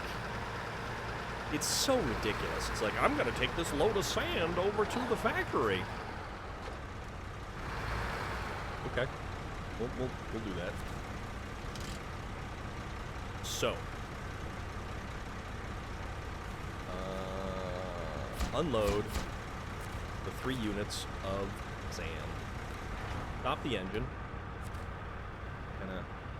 Oh, yeah, look at that. Look at that moon overhead. I am not sandbagging it, loader. Damn it, man. Damn it. All right, so. Okay, so, you know, now we're getting all of the notifications for particular individuals to go live. So, I want to say, just in wrapping things up for this evening, William Sterling, thank you very much. Loader, Ginger Snaps, thank you for hanging out. Foobar, thank you for hanging, chilling, giving me some wonderful information. Yes, it did. It absolutely did. And it was not a very nice signpost, I'll give you that much. Kasego, all you guys that headed over from the raid, if you're still here,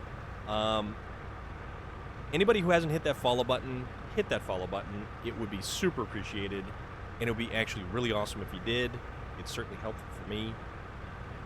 You can get notified when I go live, and if you want to step up, you know, and get some cool emotes, we get some really cool stuff here for anyone who decides to sub to my delightful little corner of the internet right here. You know, we get nifty stuff like that. But no, occasionally we do. Kaisego, thank you very much. But we will do, you know, a t-shirt giveaway at some point in time, or a sticker giveaway. And if you've not seen it, it's stuff like that that's right there. Thank you, Relic. Relic, thank you very much for hanging out. And even though you did nefarious and weird things with a Rolo, not going to judge. Not going to judge. So there is that. So we've had a pretty effective evening, actually, for hauling stuff around. Yes, don't forget to stop by the Storm of Iron gift shop on your way out. When exiting to your next stream on the left-hand side, we're directly across the street on the right-hand side. Or across the hall. We're not across the street. We're right there. We're always right there. So, what we will do is we will head over to the delightful and wonderful Ginger Snaps, who is a wonderful person. YOLO Rolo. So guys, thank you very much for hanging out. I am Storm of Iron. This is SnowRunner. We're going to figure out what we're doing if we continue with SnowRunner in Phase 4, or we are going to jump into Assassin's Creed Valhalla this week. Thank you very much again, and we will catch you next time. And stick around, we are going to raid. So, actually, I should probably hit that button, because the button for the raiding thing is more important than the doodad thingamajigger. Okay.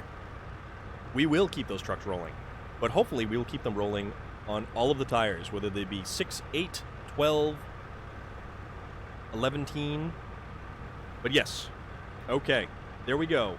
We have 12 viewers are ready to raid Ginger Snaps 67. I don't know what she's doing tonight, and I don't know what announcement she's making. But let's hit it!